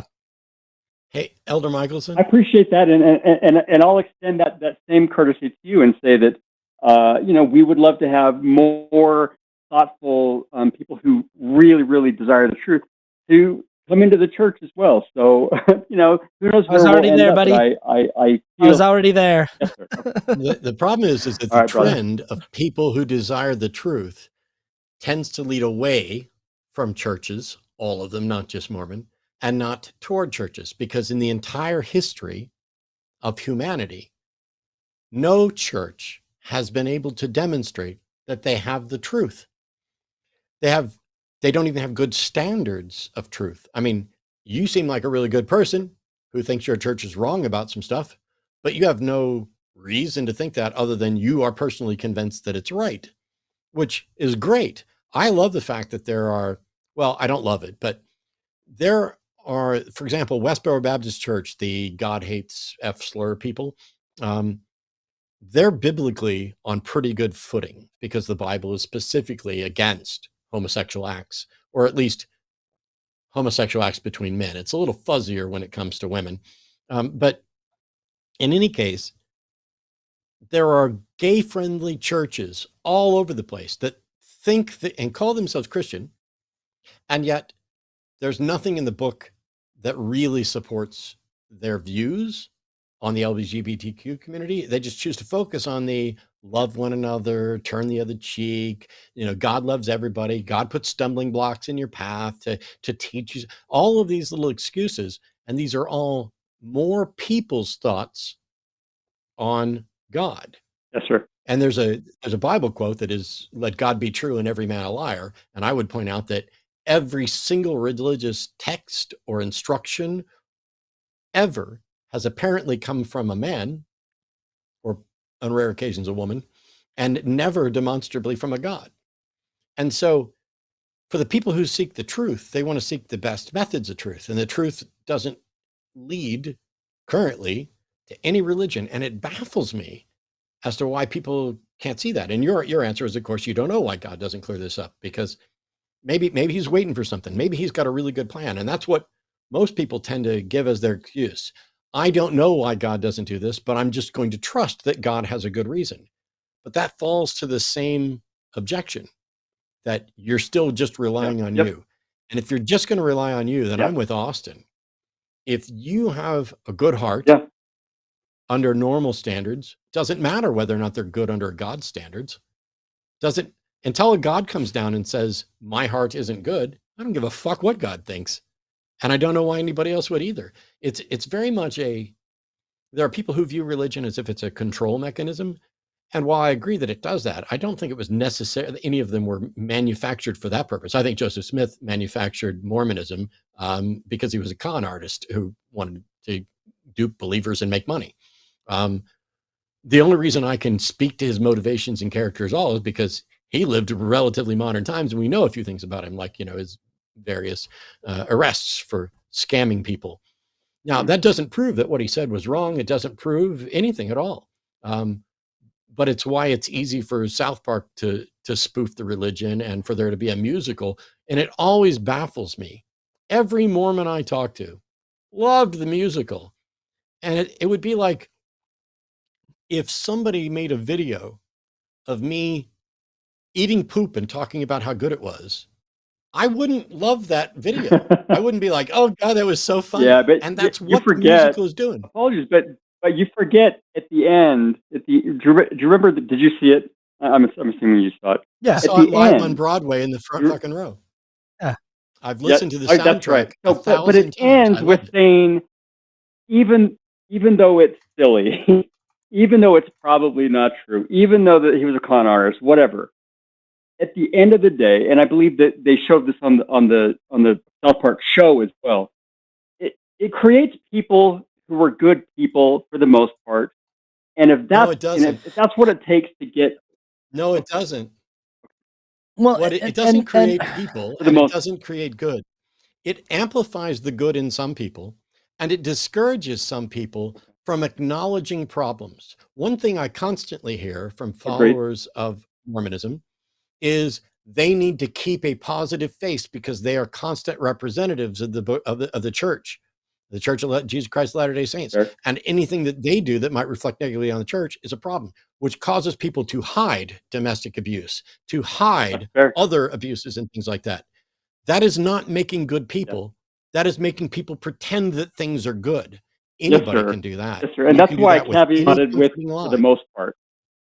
Well, also, I want to just to piggyback on what Matt's saying here. I also want to say that this is why at the beginning of our call, because it's been a minute since I've talked to a missionary, to like a real missionary in the mission field. The beginning of our call, I was like, if you remember, I was like, I'm not sure if you're a real person or if you're playing us, and I forgot that missionaries are trained. I mean, these are door-to-door salesmen, Matt. You know, I mean, these guys are they're given scripts, and you're young, eager men who are excited to have conversations like this. So the tone of the conversation is different from a lot of the calls that we get, but it's also exactly goes into what Matt's saying, where it's like there's a training about how you should present yourself. And I say this all the time to people. I say like, hey, I'm from Utah. My whole family, all my friends. I have so many friends who are still embedded in that church. And I say all the time, I have a lot of LDS people in my life who I love dearly, who I think are great people. And I actually think that the single thing that is holding them back from being the best versions of themselves is that religion. That it's not the thing that's helping them be the best version of themselves. It's actually the thing that's holding them back. I think that they are great people independent of that faith structure, that they are good people who see the value in being of service, who see the value in helping people. Even you've acknowledged the end of the Book of Mormon musical isn't, but it's all true, so it's all good. The end of it is, who cares if it's all true, if it helps us be good. But what I think, and I think that's what... Yeah, and I think what you're trying to say is, and that's what I think Elder Michelson's trying to say here too, is, well, who cares if it's true or not if it helps people be good? What I'm saying is the good people that I know inside of the LDS faith I think that those people would be that way regardless of whether they were buying into a fraudulent faith structure. I actually think that it is the faith structure that holds them back. I have family members who are very charitable, very kind, very good people, but because they are bought into that faith structure, they do things like twist their minds into pretzels to justify voting for Donald Trump because their leadership wants them to be in line with a... And I see them making justifications for things that are unjustifiable. Just last night, one of my really good friends that I went to high school with sent me a text where he said he doesn't want our friendship to be ruined because he texted me 6 months ago telling me we couldn't be friends anymore because of all the bad stuff I was saying about Donald Trump. And I texted this guy and I said, I know you're a good person underneath, you know, you're like what, but it is his faith. It's his church that robs him of like, and it perverts him and makes him have to be this kind of person who's sticking up for like an evil person like Donald Trump. And it is faith structure. It's the fact that he's resigned his personal morality to, I let old men tell me, you know, like these guys that run this church, they've told me my entire life what I should do and what's best and how to be a good person. When really, you already know how to be a good person. You already know what it means to do, what pro-social behavior looks like. You understand why service is good and why it makes you feel good, regardless of whether you're doing it with a badge on your shirt or whether you're just doing it because you want to be of use to your community. Matt has something he wants to add to this as well. Sorry. You know, what's funny here is it speaks volumes, Elder Michelson, when you say, oh, do you not remember how the musical ended? And then you present the ending of the musical as if, oh, the real point is that it makes people good, or it makes good people. And I remember the ending of the Book of Mormon musical incredibly well. And at the end, they're not following the Book of Mormon, they're following the Book of Arnold.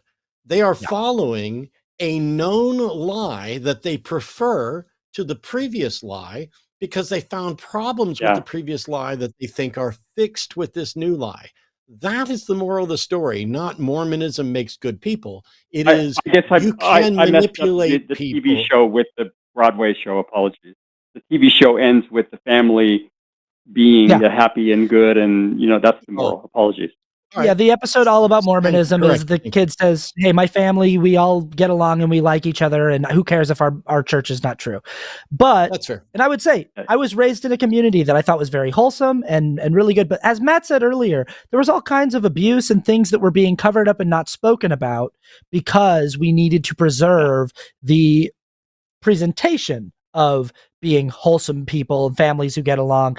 And I still have growing up, I look at there was rampant abuse in my friends' families. And if anyone didn't toe the line of what was expected of a good stripling warrior, of a young Mormon man, it was a problem in that family. I mean, it was a huge problem in my family when I left the LDS church. It was a way bigger problem than any other ideological rift that I've ever had with people in my family.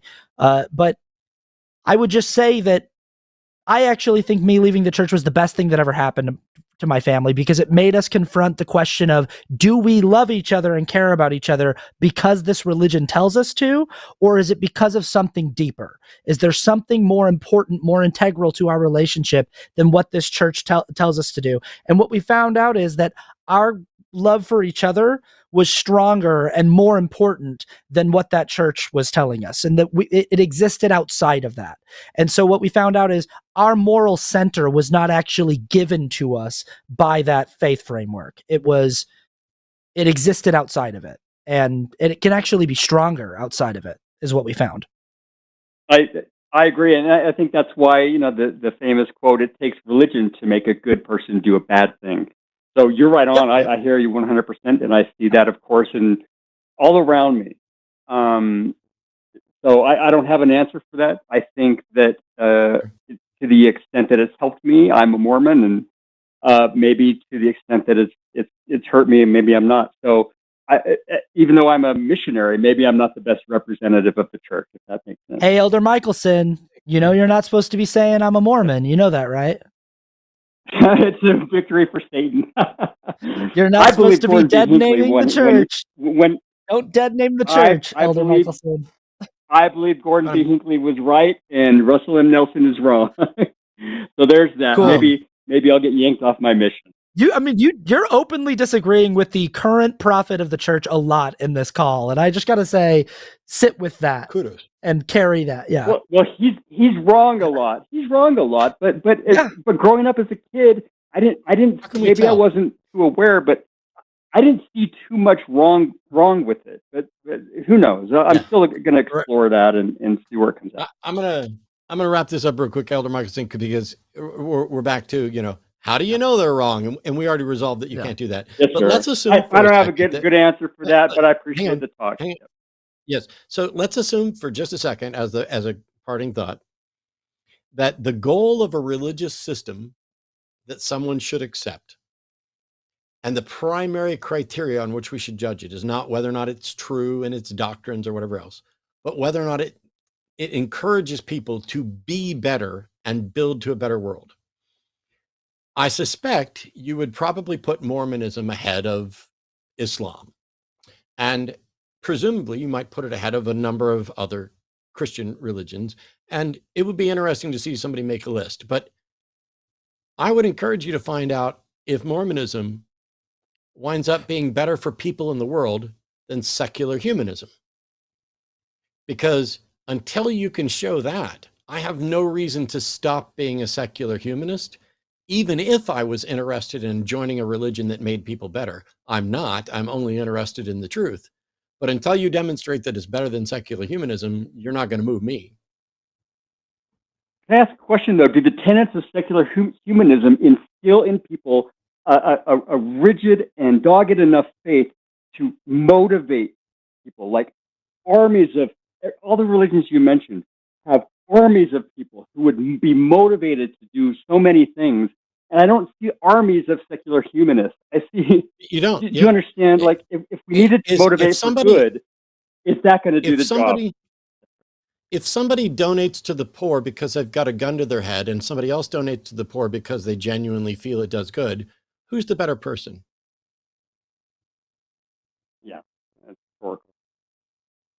Secular humanists don't have a gun to their head, and we're not walking around in uniforms and proselytizing. Like we're not selling anything. So you don't see the armies of us because we're not being threatened to do it.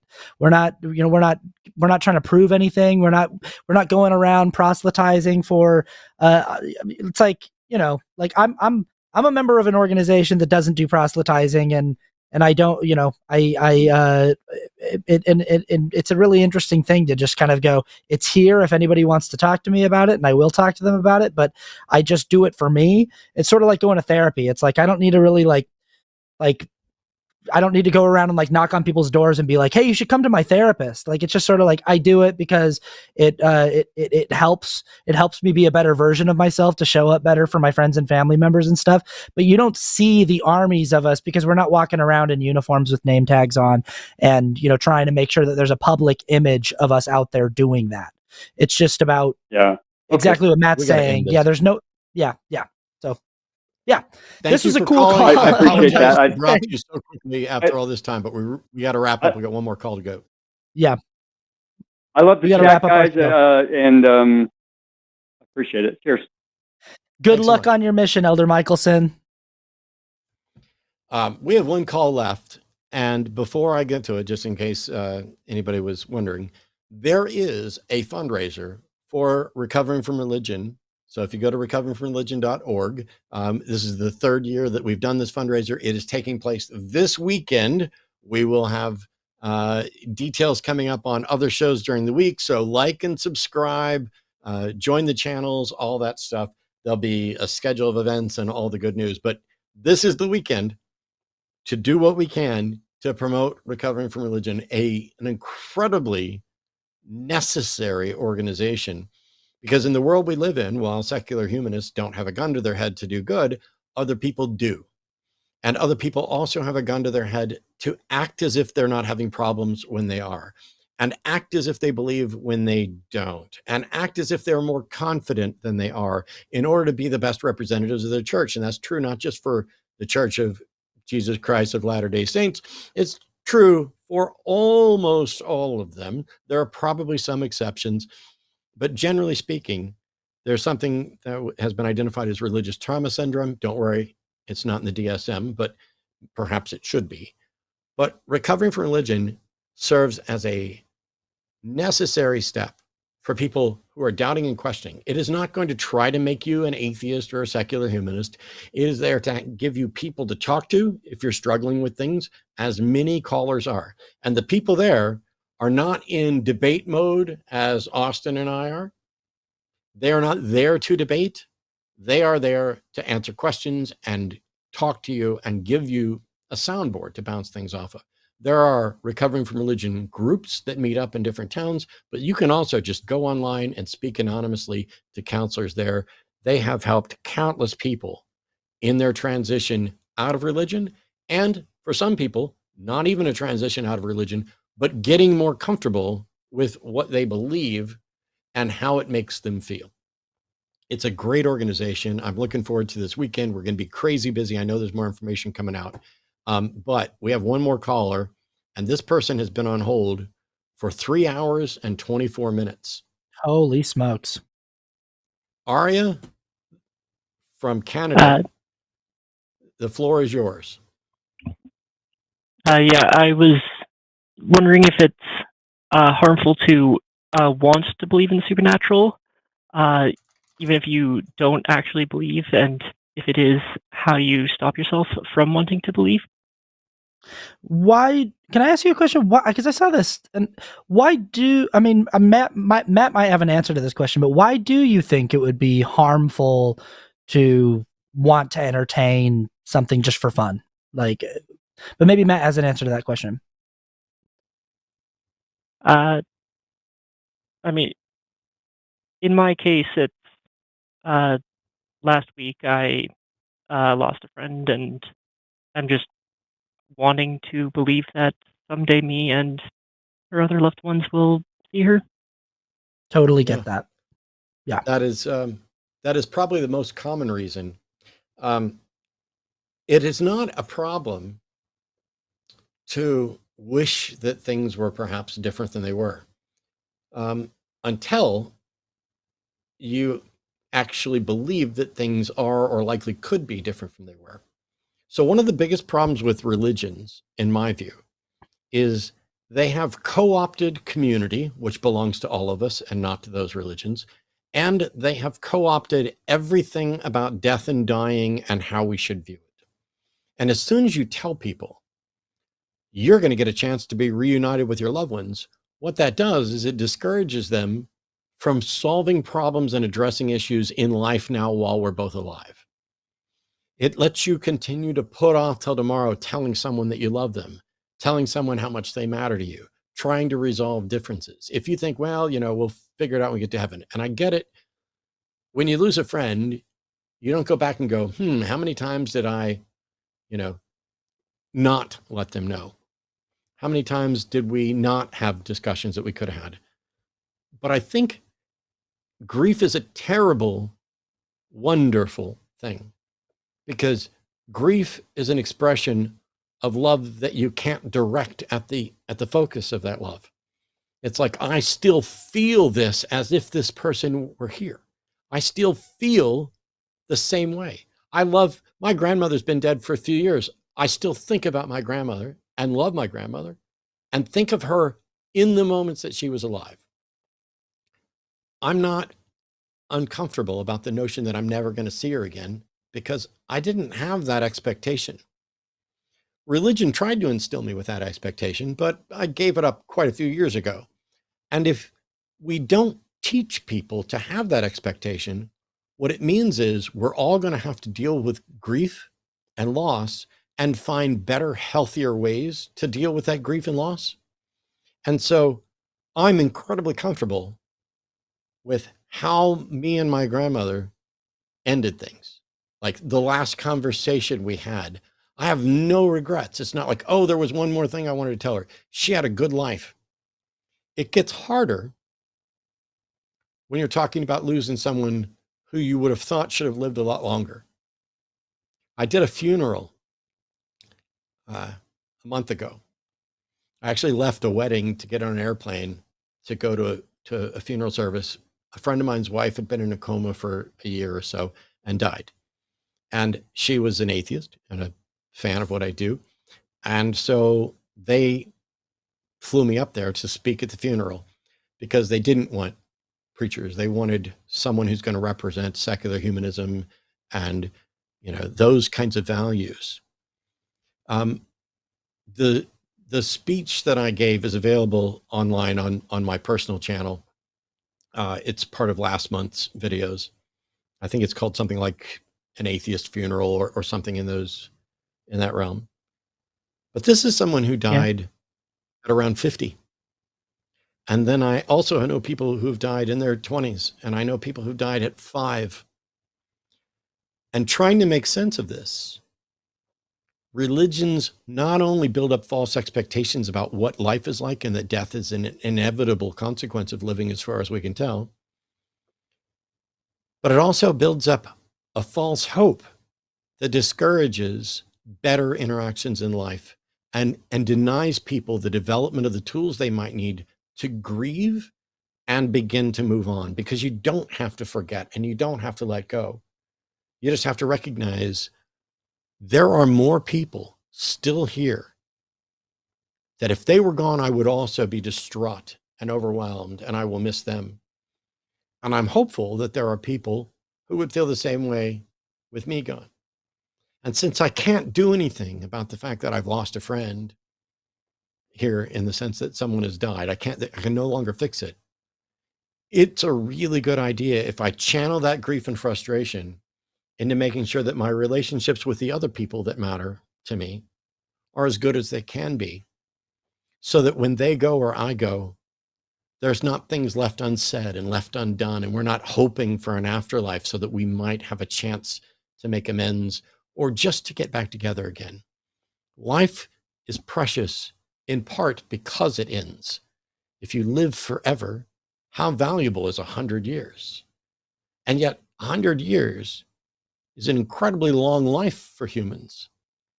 Everyone we've ever interacted with, like I'm 56. 56 years is nothing to somebody who lives to be 50,000, and it's definitely almost exactly nothing to someone who lives forever. And yet within that 56 years, I have learned and loved and had great meals and great stories and great sex and great drugs and great passionate viewings of art and music and drama. I've had arguments and struggles. I've had heart attacks and triple bypass. I've had a life with ups and downs, and I don't live worried about regrets.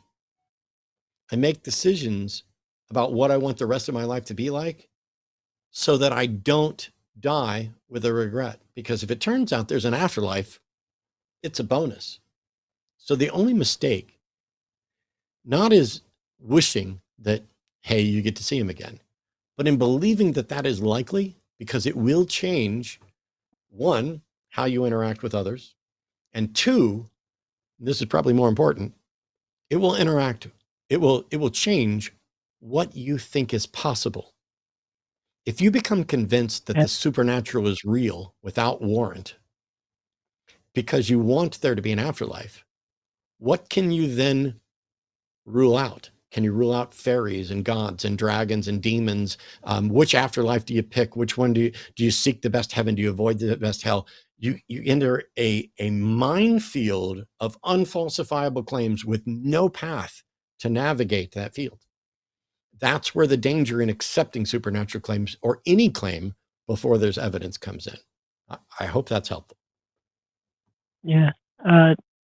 I don't see myself believing in an afterlife, but I do want to believe in one right now. I think that, and I think that with Matt's answer that I completely agree that it's so human and understandable and completely okay to want to see a loved one after they've passed, to desire to have more time with someone. That's so like when your question was, how do you stop yourself from wanting that? I don't know that you can. I think it's just part of the grief process. It's, as Matt said, that love that no longer has anywhere else to go. I don't know that you need to be desirous of finding a path to stop yourself from wanting to see that person, because what that is you're wanting to figure out a hack to stopping the grieving process, because grieving hurts. It doesn't feel good. And there are forms of pain that are unavoidable and that are weirdly necessary. And I think that's also kind of what Matt's saying, is like the harm of belief is it allows you to maybe avoid dealing with some of life's more uncomfortable or painful aspects. The fact that there is a limit on things, the fact that you can't just say, we'll probably sort that out in the next life or in the next go around. Even, thoughts of reincarnation where it's like, maybe I'll figure this out the next time. Maybe if you live like this is the only chance that you get at doing this, and as far as we can tell, it is, you're going to be more likely to be able to have uncomfortable conversations and communicate in direct ways and things like that. I don't necessarily know that you need to be desirous to stop what's happening emotionally right now. I think that you can lean into it, and it's okay to have the desire to see someone again. If nothing else, you can investigate what that desire means to you and what you want to do about it. Because I'll tell you this right off the bat, you're in no more control of what you wish were true than what foods you like or what person you're attracted to, if any. These are things that you may not have any way of digging into. What's the actual cause? What is the thing in my psyche that's making me do this? And it may not need any depth because you lost someone that you genuinely care about, and it makes sense that you feel that way. So cut yourself some slack. Don't make the mistake of sliding down a slippery slope into turning wishes and hopes into beliefs that drive your actions, and instead turn those wishes and hopes into a self-reflection that redirects your actions as much as it can to living the best life you can for however long you're here. Yeah. All right, I hope that helps, and I really appreciate your patience staying on hold for so long. And I'm very, very sorry to hear that that you lost somebody, but you're not alone. Mm-hmm. Thanks. This was my first time losing someone, and we had a fight as well right before it happened. Yeah. You sorry. Can you repeat that? You had a what right before it happened? Right before it happened. Oh, sorry. I've been through that. I had a fight with her. Yeah. Yeah, I've got. I've literally this little basket that's behind me over my left shoulder is the ashes of my best friend, and we didn't speak for the last year that he was alive. And so I understand that, and I understand the experience of wanting to go back in time and have one more conversation with someone, and the ability, it's all, I think, very normal and natural. And I agree with Matt that it should then sort of dictate how what you want to do about life moving forward, and how you want to go about resolving conflict in your life with people that you care about, and how you want to spend. Had fights with them before. Yeah. Had you had fights with this person before? We had minor disagreements, but this was a big deal. Yeah, we weren't talking for about 2 weeks, and then it happened. Do you suspect that if they hadn't died, that you would be making amends and continue being friends? I think so, and I think she forgave me because right before she did it, she unblocked me, which I'm trying to view as a sign that she forgave me. But yeah. Yeah, in my view, and I'm going to wrap up after this, but I've had arguments and fights with people that ended friendships, and with family members who I will never interact with again. And there are some people who could come and offer a genuine apology, and all it would end up doing is making me say, thank you, but I still don't care to interact with you. There are boundaries that we draw. There are other people that I've had arguments and fights with, and we've made up and become better friends for it. If you've been in an argument or a fight with somebody, and you don't think it was likely that there was going to be a reconciliation, then I don't know, like, for example, I don't know how bad I would feel if someone I had a fight with who had cut out of my life died.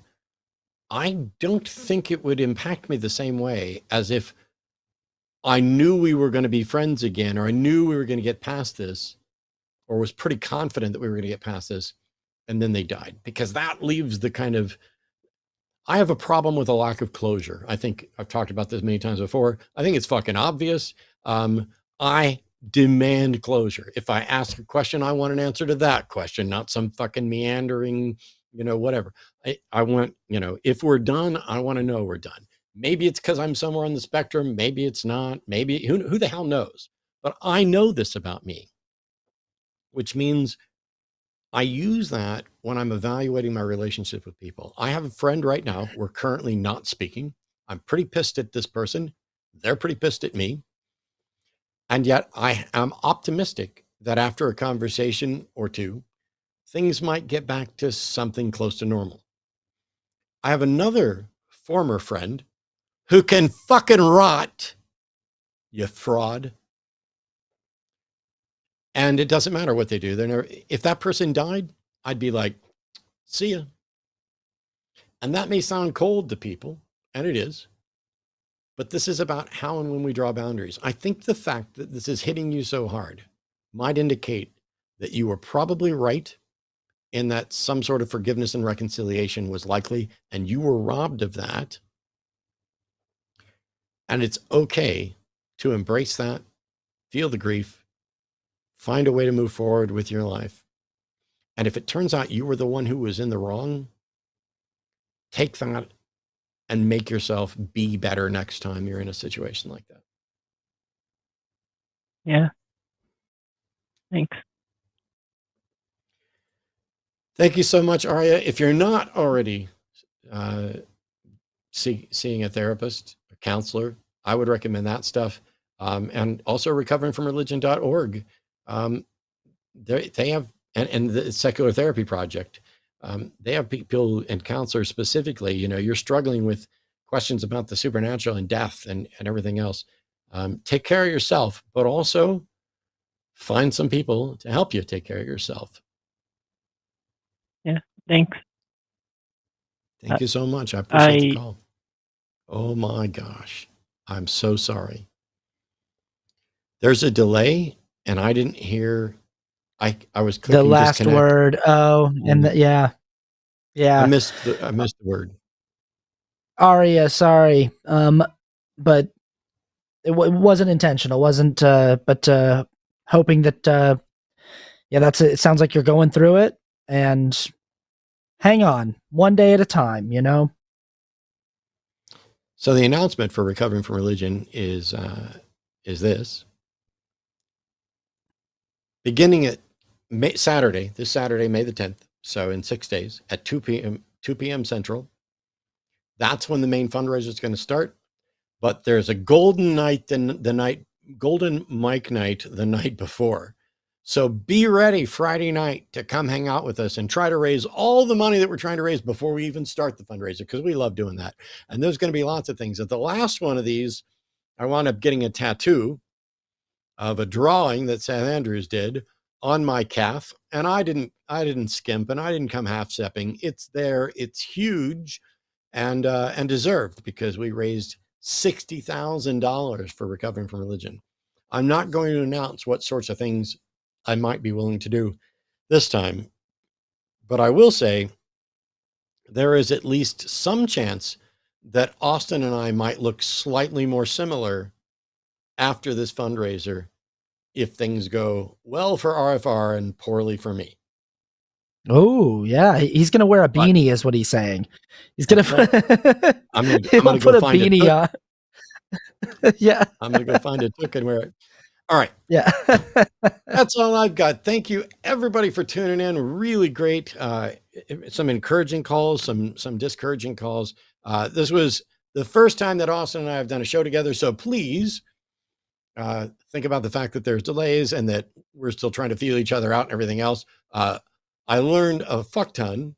And one of the things I learned is that, the next time Austin and I do this, I don't even have to say anything 93% of the time. I can just sit back here and let you do all the work. Oh no. And, No. I was really just enjoying listening as well. It was an absolute pleasure to be on with the master, and just kind of go, okay, let me sit back and watch the process. This was great. So it'd be better to say in boss and do it with a joking thing. But on that news, hey, it's 5:40. In an hour and 20 minutes, somebody will be back for the Sunday show after dark. I did not see the actual list, and it's all X'd out. I bet it's on the YouTube page. But is it Aaron and Erica? It may or may not be. What the hell do I know? Producer person. Oh, who knows? I'm sure you're ready for a break, Morgan. End this damned show. The X's are the shows that are valid. Oh, the X's are the show. Why would we put X's through the shows that are valid? Anyway. There's so much I can do with a clip. In any case, Sunday show after dark tonight will be Dr. Aaron Adair and Erica Gibbon, who's genuinely like one of the most intimidating and yet super sweet, smart people I've ever had the pleasure of working with. If you didn't see, go back and watch last week's episode of The Hang Up, because she was the bomb. On that note, you can find out more about us. Like, subscribe, follow. You can go to linemerch.com to buy stuff to support us. Tune in for the RFR fundraiser this coming weekend. And you can go to patreon.com/calltheline to support us there. You'll also find me and a bunch of other people out on YouTube doing additional stuff. Maybe gaming, maybe snakes. Who the heck knows? We'll see you in a little bit.